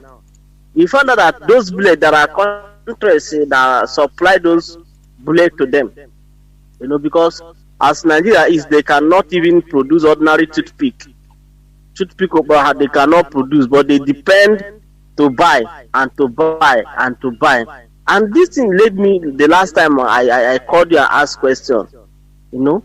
This thing they are buying, is it not our resources they are using to buy those things? Is it not our resources? Are you in control of your resources? Our resources, or just for mouth? Oil in Bayelsa belongs to Jigawa. We are our resources. Our resources. Okay, Mazi, that is true. But our brothers, the Ambazonians, they did something. They did what they are doing today. the day that their leader addressed us, it's like the one before the last one. He said that they need to be in control of their own resources, and because they're not in control, they destroy all those things. So what I'm saying, if we know that we are not in control of those things, why are we allowing them to be, to continue using those things which is in our possession, which we can, even this night we can decide to destroy all, so that they cannot get, we cannot get. Why are we still allowing those things to still stand? Why are we still allowing them? They are using it. Mazi, is it when they use it? No, let me tell you one thing. Many people don't understand that our situation is unique. We're in a peculiar situation. We can never be compared to any, because our situation is highly sophisticated, complicated, I should say, more complicated. Do you know that all this, blow this and that, people that are guiding these things, the pipeline. That's why I say honestly, they are smart. They carry it and give to our own people, our own brothers, so that I'm be paying them heavy money. They are the people controlling this. If you near there, you have problem with them, not even Nigerian government. Our people should understand the mess. We are in a mess because of the Fulani, what they do. I say Mazi Nnamdi Kanu, he tried to pick the remnants of our knowledge. Remnants, Fulani, they play all smart. They take the things that are supposed, many of among us, they arm them, they support them, and billions and billions of naira every year. If you go to say this and that, it is them that gonna have wins with direct. The only solution, that is what we are doing. That is why when I hear people saying, hey, we are talking, I say, God, why are our people so, is it mischief or ignorance? I don't know.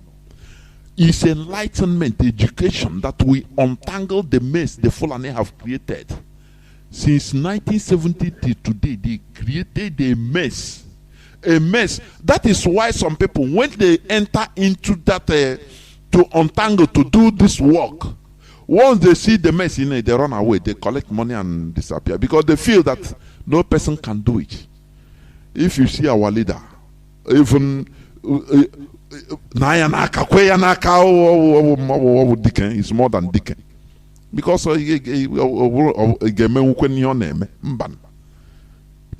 our people, we are just frustrated, discouraged into, because they cannot be able to enter, to try to untangle them. So the best thing is for them is to do what? To take money and vanish and stay and be answering one thing or the other. That is the problem. We're in a mess, but we are confronting it. Go on, Mazi, please. You said now, make me to come back to what you said. We need to rise up. We need to rise up. Every village, because it's like what you're saying is truth. And they have them in the pipeline, and they are giving them. In fact, Mazi, the thing is that it's not even those boys standing even on the pipeline that eat the money. The money is those that have it. The ones they recruited, being a month, pay them 20,000 or 25,000 or 40,000 and give them hiding the pipeline. So what I want the community in Biafra land should rise up, because if we, Mazi said, when we stand, that is why we put our borders in the river. They should stand up. and do the needful upland. We are doing our best. They are killing us every day. If our brothers in the river we also rise up and do what we are doing, I believe that our freedom, will be. We do not waste time. But if they continue being those, they are not. My brother, let me tell you one thing.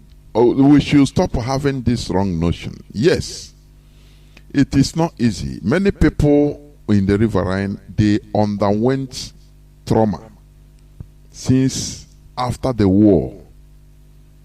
It is not easy to untangle. It's one of the work IPOB is doing. Many of them are inside what we are doing. Many. Just like, do you know why we see it as if we are the Igbos of the hinterland? Because we have Igbos in the coast too. Igbos in the coast, in the coastal line. Yeah. Because of our population, it is the reality. Many of all these our brothers, they are not as populated as it's only after Igbo. It's only Izon that is more popular. Others. So Igbos, when you have, for example, in Igbo land, because of the population, maybe even if only 1/10 or 100 come out, is plenty. But it's very little compared to the population. I'm just giving you an example. Do you understand? Because also there are problems in our people. Look at what of all these politicians? What of Dave Omahe that is trying to take our people in selling us wholesale to the Fulani Caliphate, saying that he regretted being in the southeast, that he should be happy to be carved into Middle Belt. Have you seen that type of comment? What of the people that are that are killing us, bringing jet fighter to bomb us? Is he not an Igbo man? Is he acting alone? When he entered the office through the back door, there were protests from the people. But immediately the whole commissioners around in the all of them just jump fence and enter support him. Enter APC supported him. When you come out and tell you, hey, stop what you are doing, you will become a political leper. I will never forget exactly the word is used. Ohanes and Igbo came out to support embrace hope that he is welcome, is the new governor, that should stop. So when we talk, let us also know these things. We don't forget we are IPOB. We don't forget. It's not that we are perfect or no. These people, for example, when you are 100 and 10 people come out, and the other people that are maybe 20 and 5 people come out from them, who is a bigger percentage? It is the 20 people, because when you look at it, only 10%. But then when you look at 5 out of 20, it is almost one quarter. Do you understand? So that is the reality. Go on, please, and summarize, because other people are waiting. After what we have come out to restore Biafra is that we have come out. It doesn't matter what the challenge. We must overcome a politician. So go to Ndala and Lando to her. But we must overcome that we are saying Biafra or death. That is what we stand on. Is Biafra or death? It's either we restore Biafra or we die restoring Biafra. That is just the two things. Either we die or we restore Biafra, because we living without Biafra. Now, only sure it's terrible. Like all our brothers are scavenging all over the world. We know what we are passing through anywhere we are. In all the countries, we know what we are seeing. So, is it this thing that we will see now? Tomorrow, our children. I'm telling people, any time is coming, every country you are in, they will tell your children to go back to their country. And when your child don't have a country to go, what will be your fate? So us all over the world, let's stand up. As I say, let's stand up and support our leader Mazi Nnamdi Kanu. Politicians that are killing us today, tomorrow it will be their turn, because I believe that one day people must rise up and fight against these politicians. They are killing us today, like our leader said. They will kill us. We also will kill them. At the end, Biafra will come. So let's rise up and support this program. Mazi, let me stop here so that others may come. Thank you. God bless you. Thank you very much. Thank you, sir. Caller on WhatsApp, welcome to the program. Caller on WhatsApp, we are heading towards the end of this program. Caller on WhatsApp, you have been there since 17 minutes. Go on, please. Mazi, can you hear me? Caller on WhatsApp. Caller on WhatsApp, are you there? Caller on WhatsApp. I don't know. He's there, he left. Let me pick another call. I don't know, Mazi Patrick, whether you have anything to say before I pick. I have people waiting on call. Do you have anything to say, Mazi Patrick? Yeah, Mazi, I've had the submission of people, and the truth is that people are waking up. And everybody is now beginning to understand that each and every one of us has a responsibility to this task, the task of our freedom. Because nobody's going to give all this freedom, not on a platter of gold, not for free. We have to work for it. And that is all I just have to say. And I would like to Sorry, I have a caller. No, you are not leaving. I have a caller on direct line. Oh, let me pick him first. Caller on direct line. Can you hear me? Can you hear me, sir? The whole world is hearing you, Mazi. Can you hear me, sir? Yes. Go on. Go on. The whole world is hearing you. Go on. Can you hear me, Jonathan? Okay, so come there to phone. No, Mazi Jonathan, come on, you show. All that was to quote Kabiama, Tomo, Namga goes down, I'm going to weekend. I don't know, my guy. Maybe she can, Jonathan, that day could you say, if not, to quote Kabiama, if he knows that, he will die. Better for no good assignment. It is an assignment.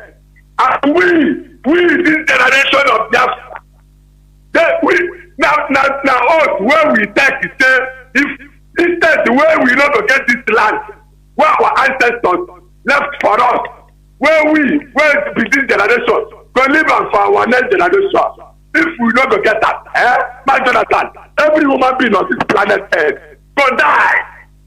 We not even beg any crap. Tara.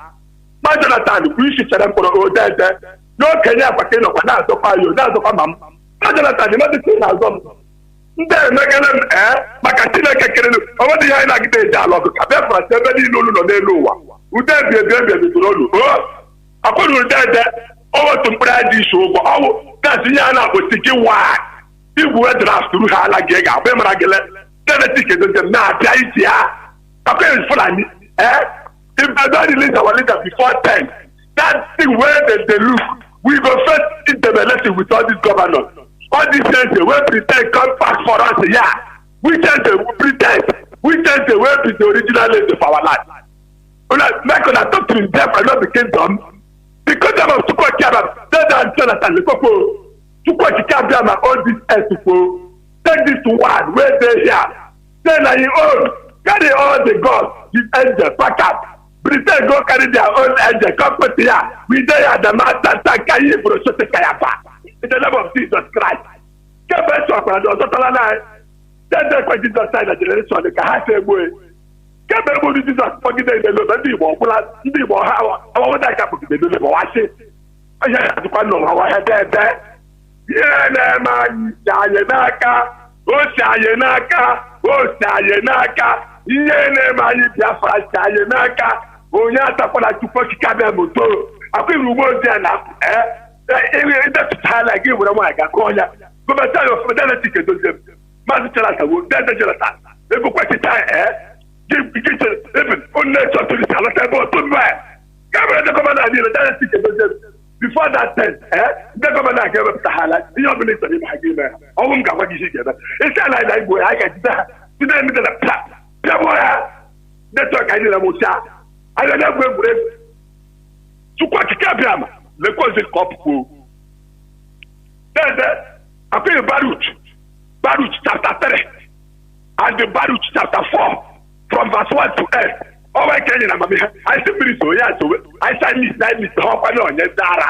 I call Sirach chapter 44 and the Psalm 24. Sirach chapter 44 and the Psalm 24. I call one of that's what I said to Paul said to Philip that I did here. But I didn't put your way to call her. Let's call her. Nama pay. Obugo woman now no ma kufa. Omo mother. You really don't know I love you. Then take it. Have I my guy no to travel out like not to have nobody and they can religious deal. What happened go follow guy. You need to be like a professional guy who can let some man then have just for yana. To go tell you and I go guy. I am going to have to put your dominant. Also for the people I want to one member below but what in that time I attack is only go back. None of my kids are did you could Dara. That's not bad. Let's get it. Not bad. You can also taka. To go get all the time. I will start them with it. When this and the one. What's the that Paula? What about it? When a home colonial in Dara. That's a kind of a time colonial daughter. If to say, Mother Blanek, we must take a room go one. Salanga one, and then I had you. My governor, my man, you call your brother now. In the police, they know what is the tofu.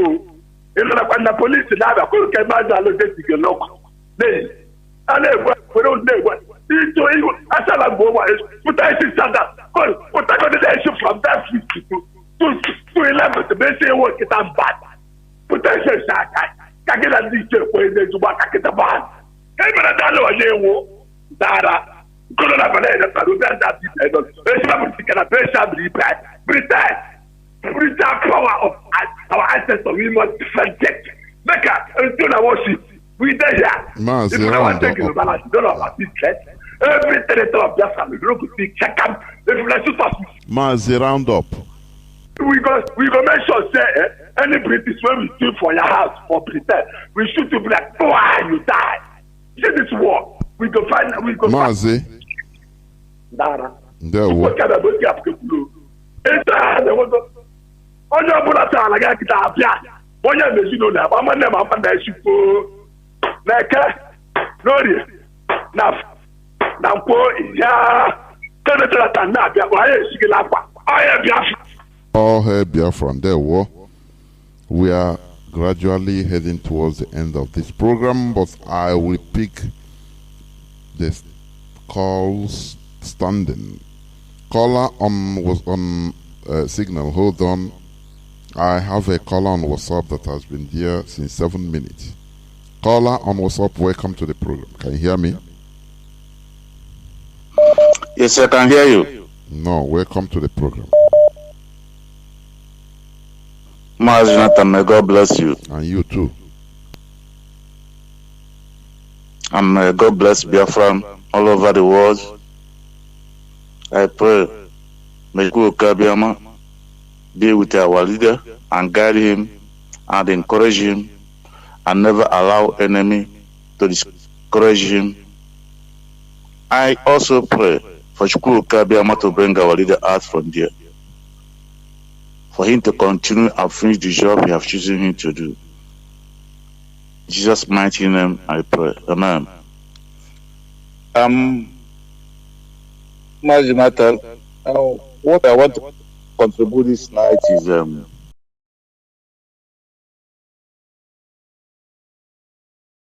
I hear you from the beginning. Just from the beginning, I hear all what he said. It's a clear in black and white. You know, this is our struggle. I don't know that since I was born till now, I'm old. I don't know that I'm zombie. But this struggle have opened my eye, opened so many things. If not our leader Mazi and Kanu, we will remain zombies, and die. And our leader and our children will continue being zombies. You know, this struggle bring if it's in Igbo adage, Yasuna, Oshipota, so many people okunama. This struggle. I don't know how we speak it in English. Ndi Oshipota okunama, too much. This is so-called religious leaders. You know, since I was born, I've seen them as people taking me to heaven. But this struggle have made me to know who they are. You see, these traditional rulers and the PG, I'm seeing them too as my leader. I'm very, very loyal to them. But this struggle have made me to know who they are. I don't know that they are servants of Sokoto Caliphate. You see governors, you see senators, you see House of Representatives. Before, I'm seeing them as my leader that is protecting me, representing me in Parliament, speaking my mind. But this struggle make me to know that they are the willing tools. They are even the root of my problem that make me to run away from Biafra land to Switzerland today. This struggle have exposed all of them. Okay, just imagine. We, 99.9% of Anambra people, we said we are not willing to vote. We are not ready for any election. Unless our leader, Mazi and Kanu, is released. Then if he come out, he will now tell us what we should do or what we should not do.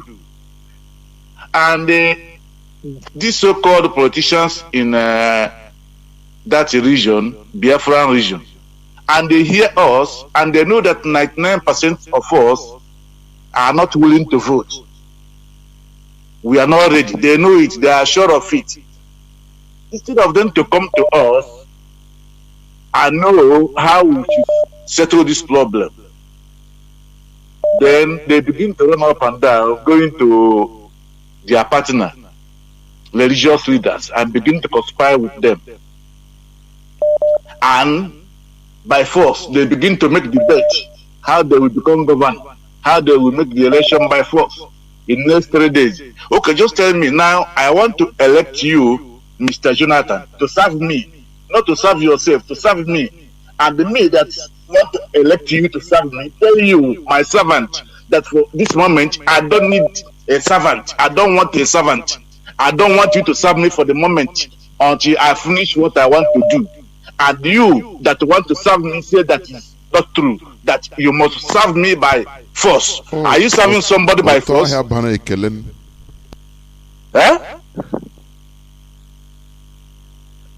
You don't serve somebody they by now force. want to tell us that they must make an election by force and they govern us by force. That means we are under military. I don't know what military dictatorship we call it, or civilian dictatorship.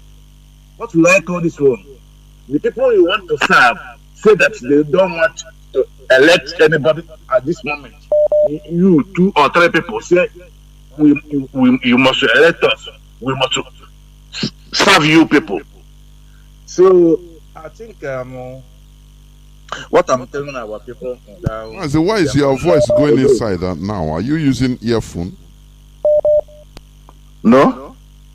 Okay, now it's okay. It seems you remove your mouth far from the telephone. Go on, and round up. Okay. So what I have to tell my people down there is, all of us know that there will be no election in Anambra State unless they release our leader on 4th. If not, from 5th, everybody will stay at home.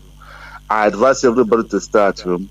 If you come out to vote for the criminals, even if you die there, even those people that are calling you to come out and vote, you cannot see their wife there, you cannot see their daughter and their son, their family. They have family too. Ask them where is their family. If they are in America or in Switzerland here, the politicians, they put their family in the front line. to show you that they have family. They show you how beautiful their family are. Their family is campaigning here, they are campaigning here, they share their self campaigning. But in that place, they are coming out as a mafia. You can't see them, their family at all. Their family are in our blood, enjoying. Then they will call you to come out and vote and die. And even if you die, they don't care, they don't know, because the election have already rigged already. They just want to use you to make sure, to make sacrifice. So I encourage every Biafran to sit at home. There will be no election unless our leader is out. So this is what I have to contribute this evening. Thank you and God bless you. Thank you. Blessed too. Thank you very much. Thank you. Let me pick this caller that has been there. Caller on signal. Welcome to the program. I think you're going to be the last caller. Caller on signal. Are you there? Yeah. Good evening, sir. Program. Shalom. Yes, shalom to you, Mazi Jonathan. It has been a long time. Welcome to shalom to Biafra. Shalom to Biafra. Okay, it's been a long time. What happened, really? It has been a whole lot of. You went on holiday. I was being arrested by the. You know, so a whole lot of things happened in Akwa Ibom to our people here, sir. So I was one of the victims, sir. Okay. Yes. When were you out, even? Yes.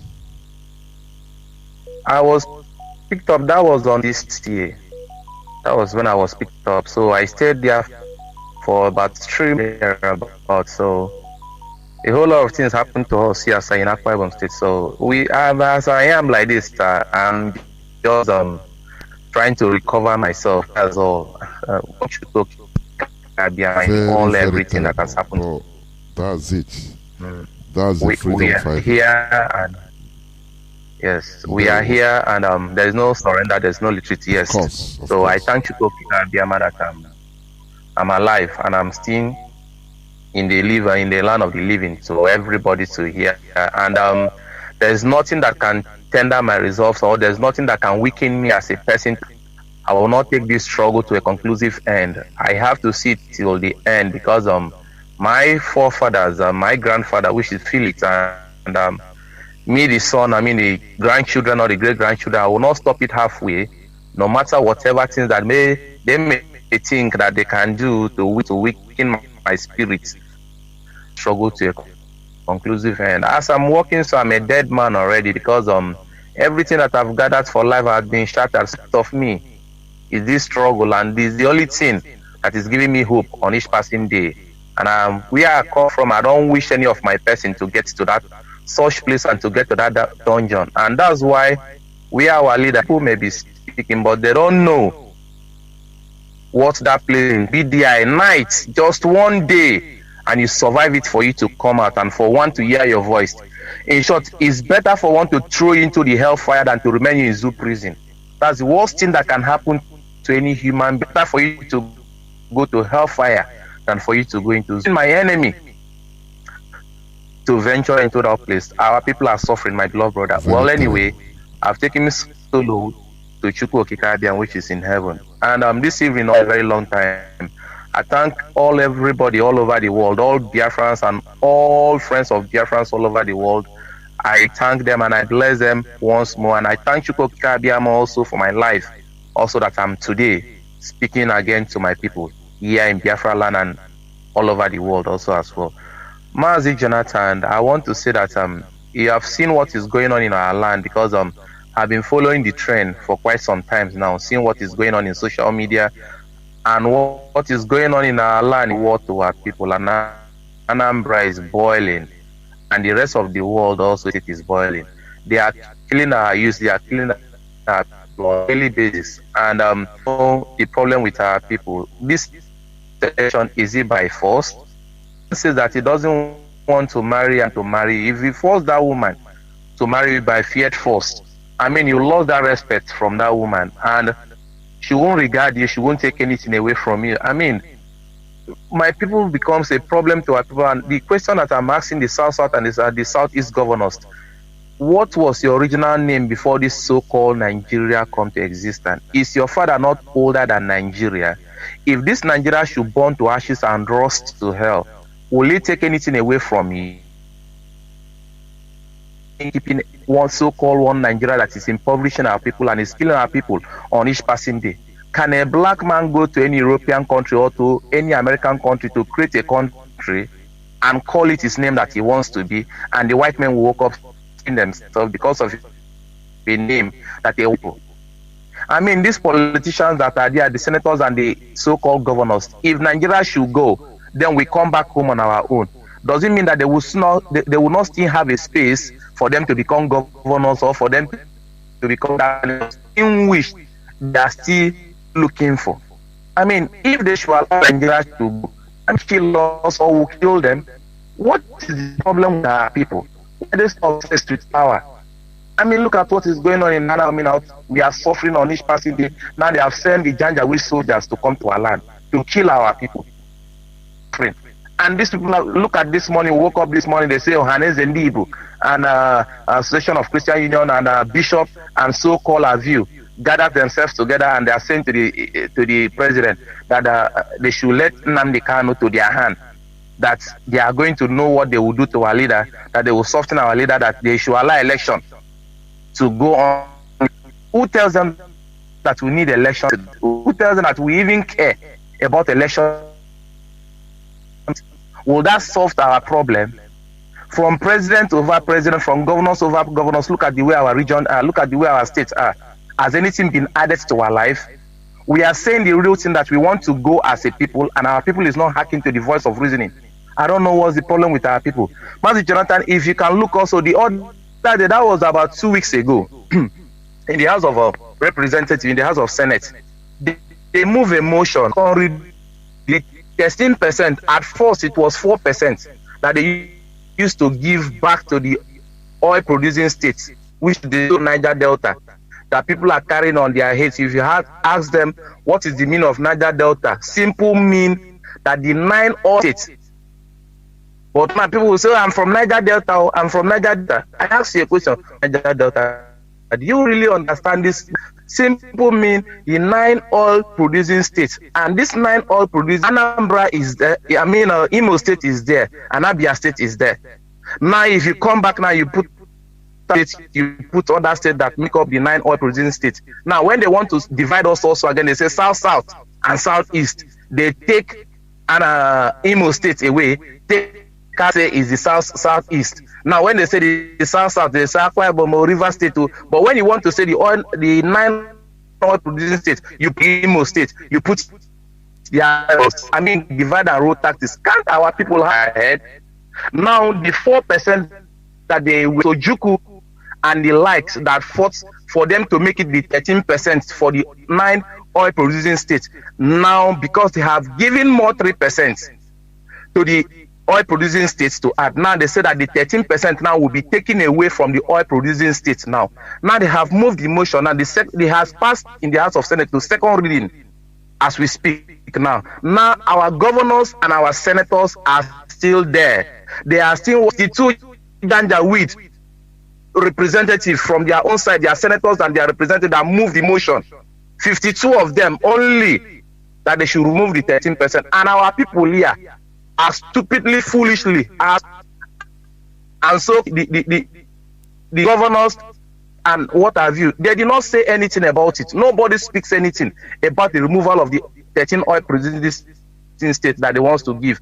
And we are still, our people are saying hope that these people are here, they are for our interest, they will make things to be better tomorrow for ourselves. But they should know that they are there for their selfish interests, their families and their children, and nothing more. And they have not said anything about it. So far, they are getting the oil money from where they are getting for. Stash it in abroad, send their children overseas.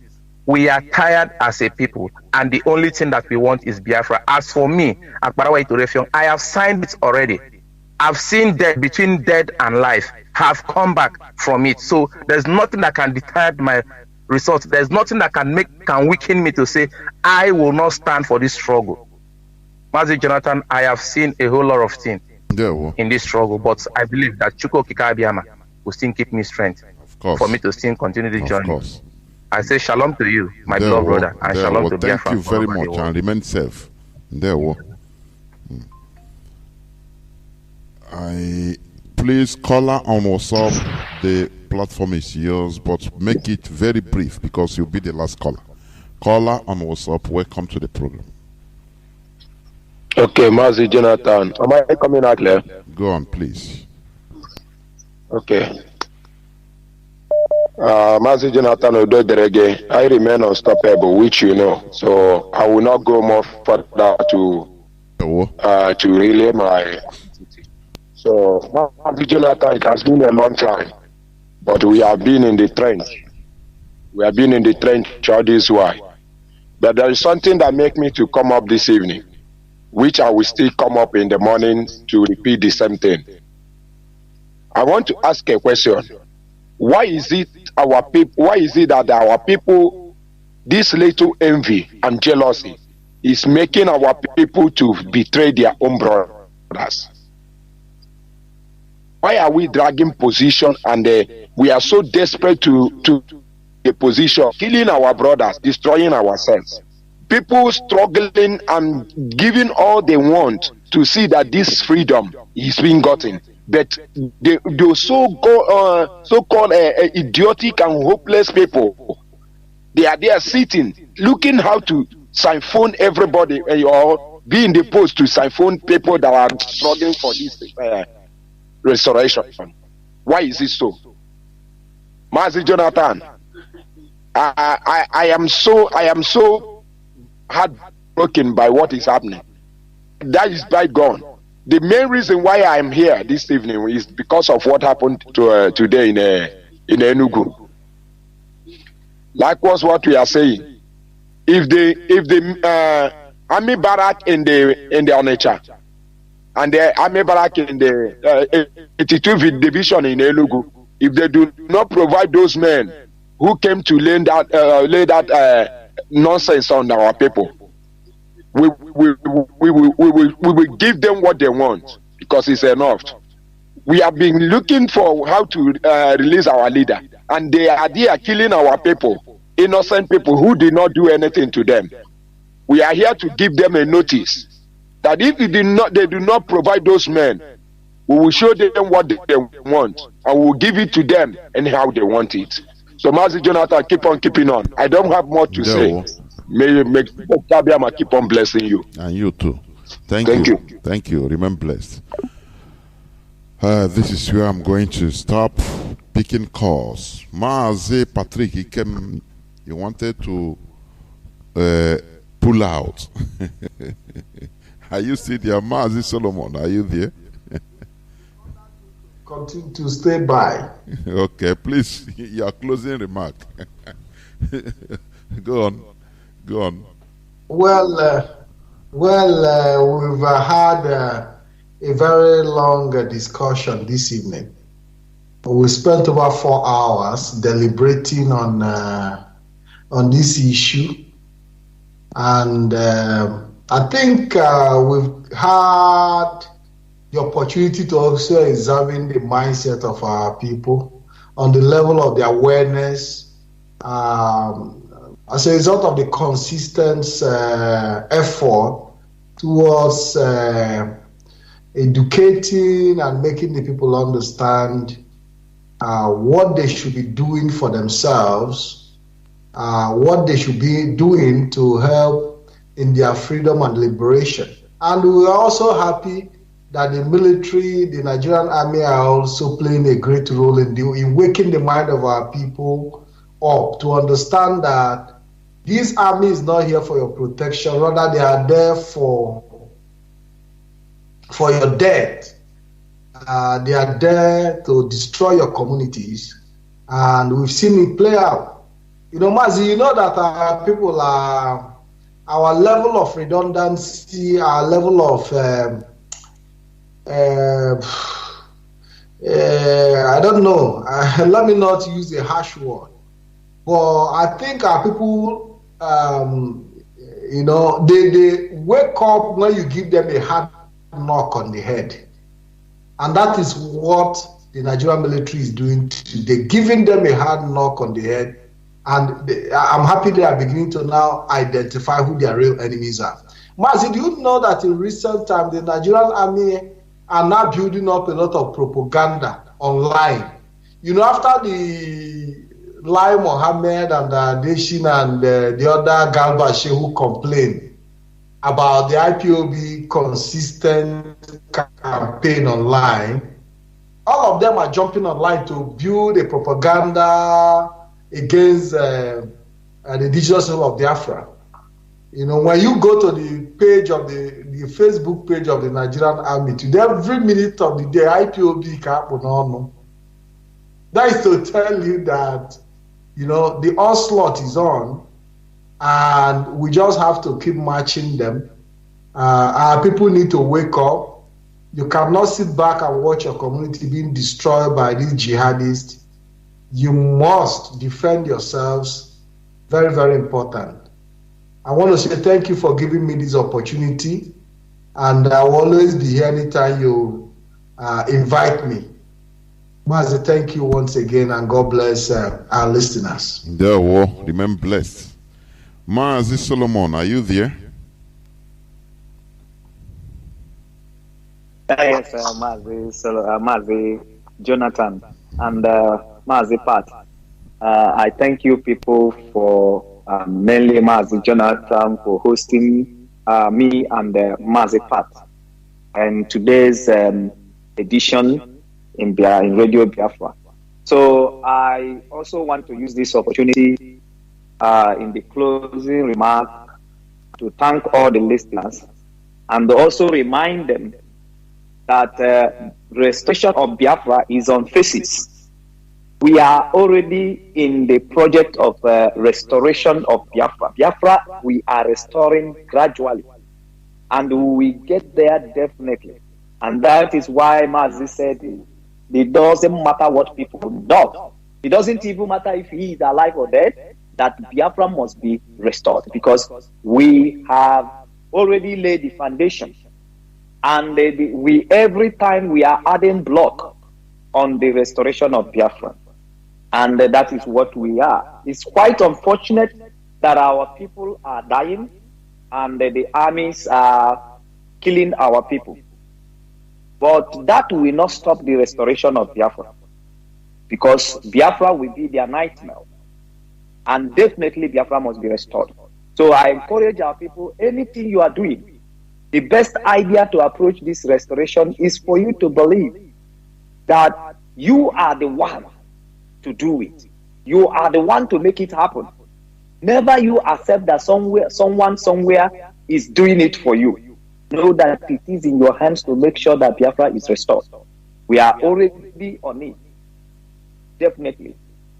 And today you are seeing them killing us. That will not continue. That will not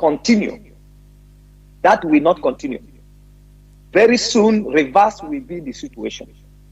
So, and we must work towards it. And we must determine to make it to happen. Regarding Anambra election, we placed our demand long time ago that we are not ready to participate in any election in Nigeria. And we, the indigenous people, has declared our stand. So if in that very day of election that we have to stay at home, please, whatever you are asked to do, do it for your own safety. Don't make argument that will endanger your life. Anything you ask to do, do it. Do it. And then you will be able to safeguard yourself and safeguard others. Very important. Mazi Jonathan, I must thank you so much for making me part of this program, and I promise that I will be available if there will be any other opportunity for me to be host in this in Radio Biafra. Thank you very much. There's a lot to say, but our people will keep on doing what they are doing, knowing that moving forward is life, but going back is dead. We all must rise up at once, stand at once. When it's happening to one person, We must take it that is happening to all. And that is the only way we can get back our land. That is the only way we can be able to get our freedom. Thank you so much, Mazi. Jonathan.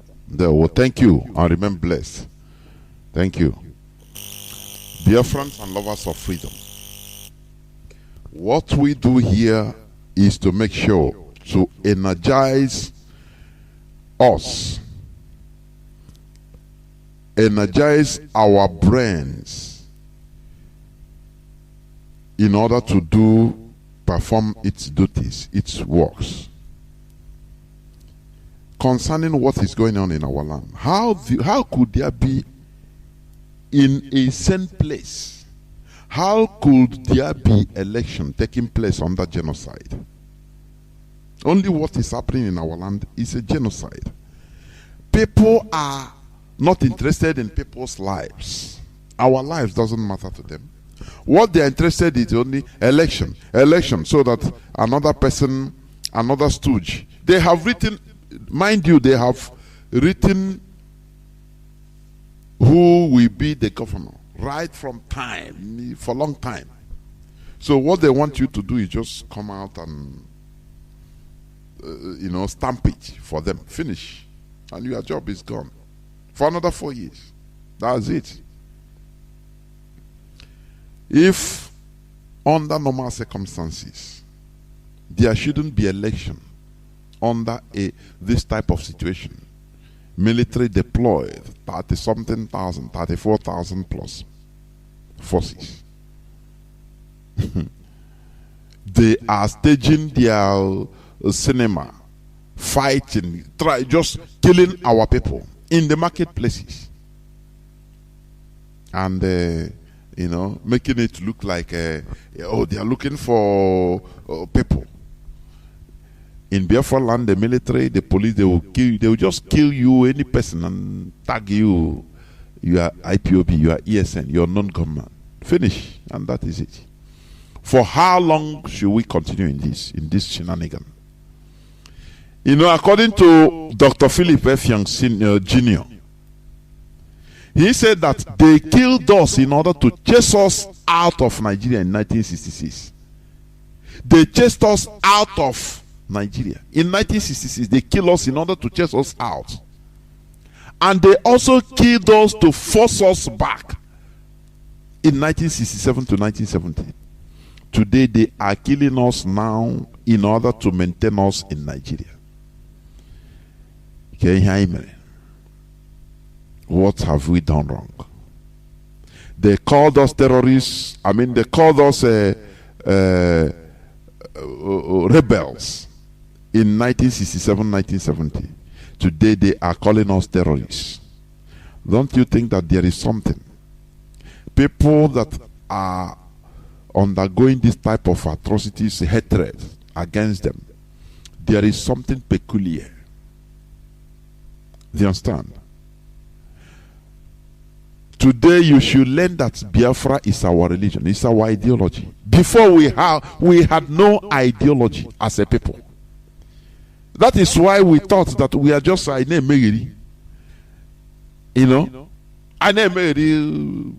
about the bush. An idle brain is the devil's workshop. We were idle ideologically. We had no focus ideologically. So the Fulani used our brain to push us as they want. Oh, come and invest here. I give you land in Castina. Build, and you are building.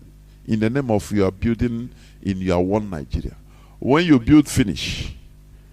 Do your business, finish. Any day they want, they will come and collect it and kill you. If they want, they burn it. Or they just take it. And they kill you. We are busy walking just like sheep without shepherd. I'm telling you. But today, our minds are occupied. We are no more idle ideologically. We are focused. We have ideology. Our ideology is Biafra. It is our religion. Do you understand? And I will not be part to condemning religion per se. We condemn the people that are manipulating the same religion that Desmond Tutu mounted the podium, started telling people the truth about their rights, about their inalienable human natural rights given by God in the same platform. The same rights that Martin Luther King Jr.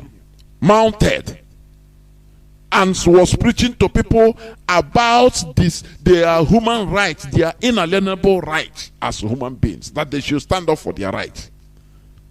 He was not focusing on money. But the same podium, you see many Nigerian pastors and clergy mounting, preaching, making people more stupid, telling people that you have divine money will fall from heaven and enter into your account. That the solution you have, another option you have is pray. Just pray and the prayer will solve your whole problem. Do not, oh God, miracle. Everything is about miracle. Don't you see that there is something wrong? We shouldn't condemn the platform. We condemn the people. I used to say, just like gun in the hands of good cops, the policemen, they use it to fight crime. But gun in the hands of criminals, they use it to commit crime. It is the same gun. Don't you see? Can't you understand? So we should be wise. Biafra is our religion. We are no more people that are there idly, mentally idle, without no focus, no ideology. That is why, Fulani, they will push us. Look for money. I will help you. Just don't worry. I'll give you one contract, and they will recruit you. They will use you. After they will put you back, send you back in order to deal with your people, to be agent against your own people. I am at the verge of closing. I don't know. Mazi, foreign. I am at the edge of closing. Is there any reports, urgent reports you want to make, please? Yeah. Okay, you're on Mazi, every other protocol.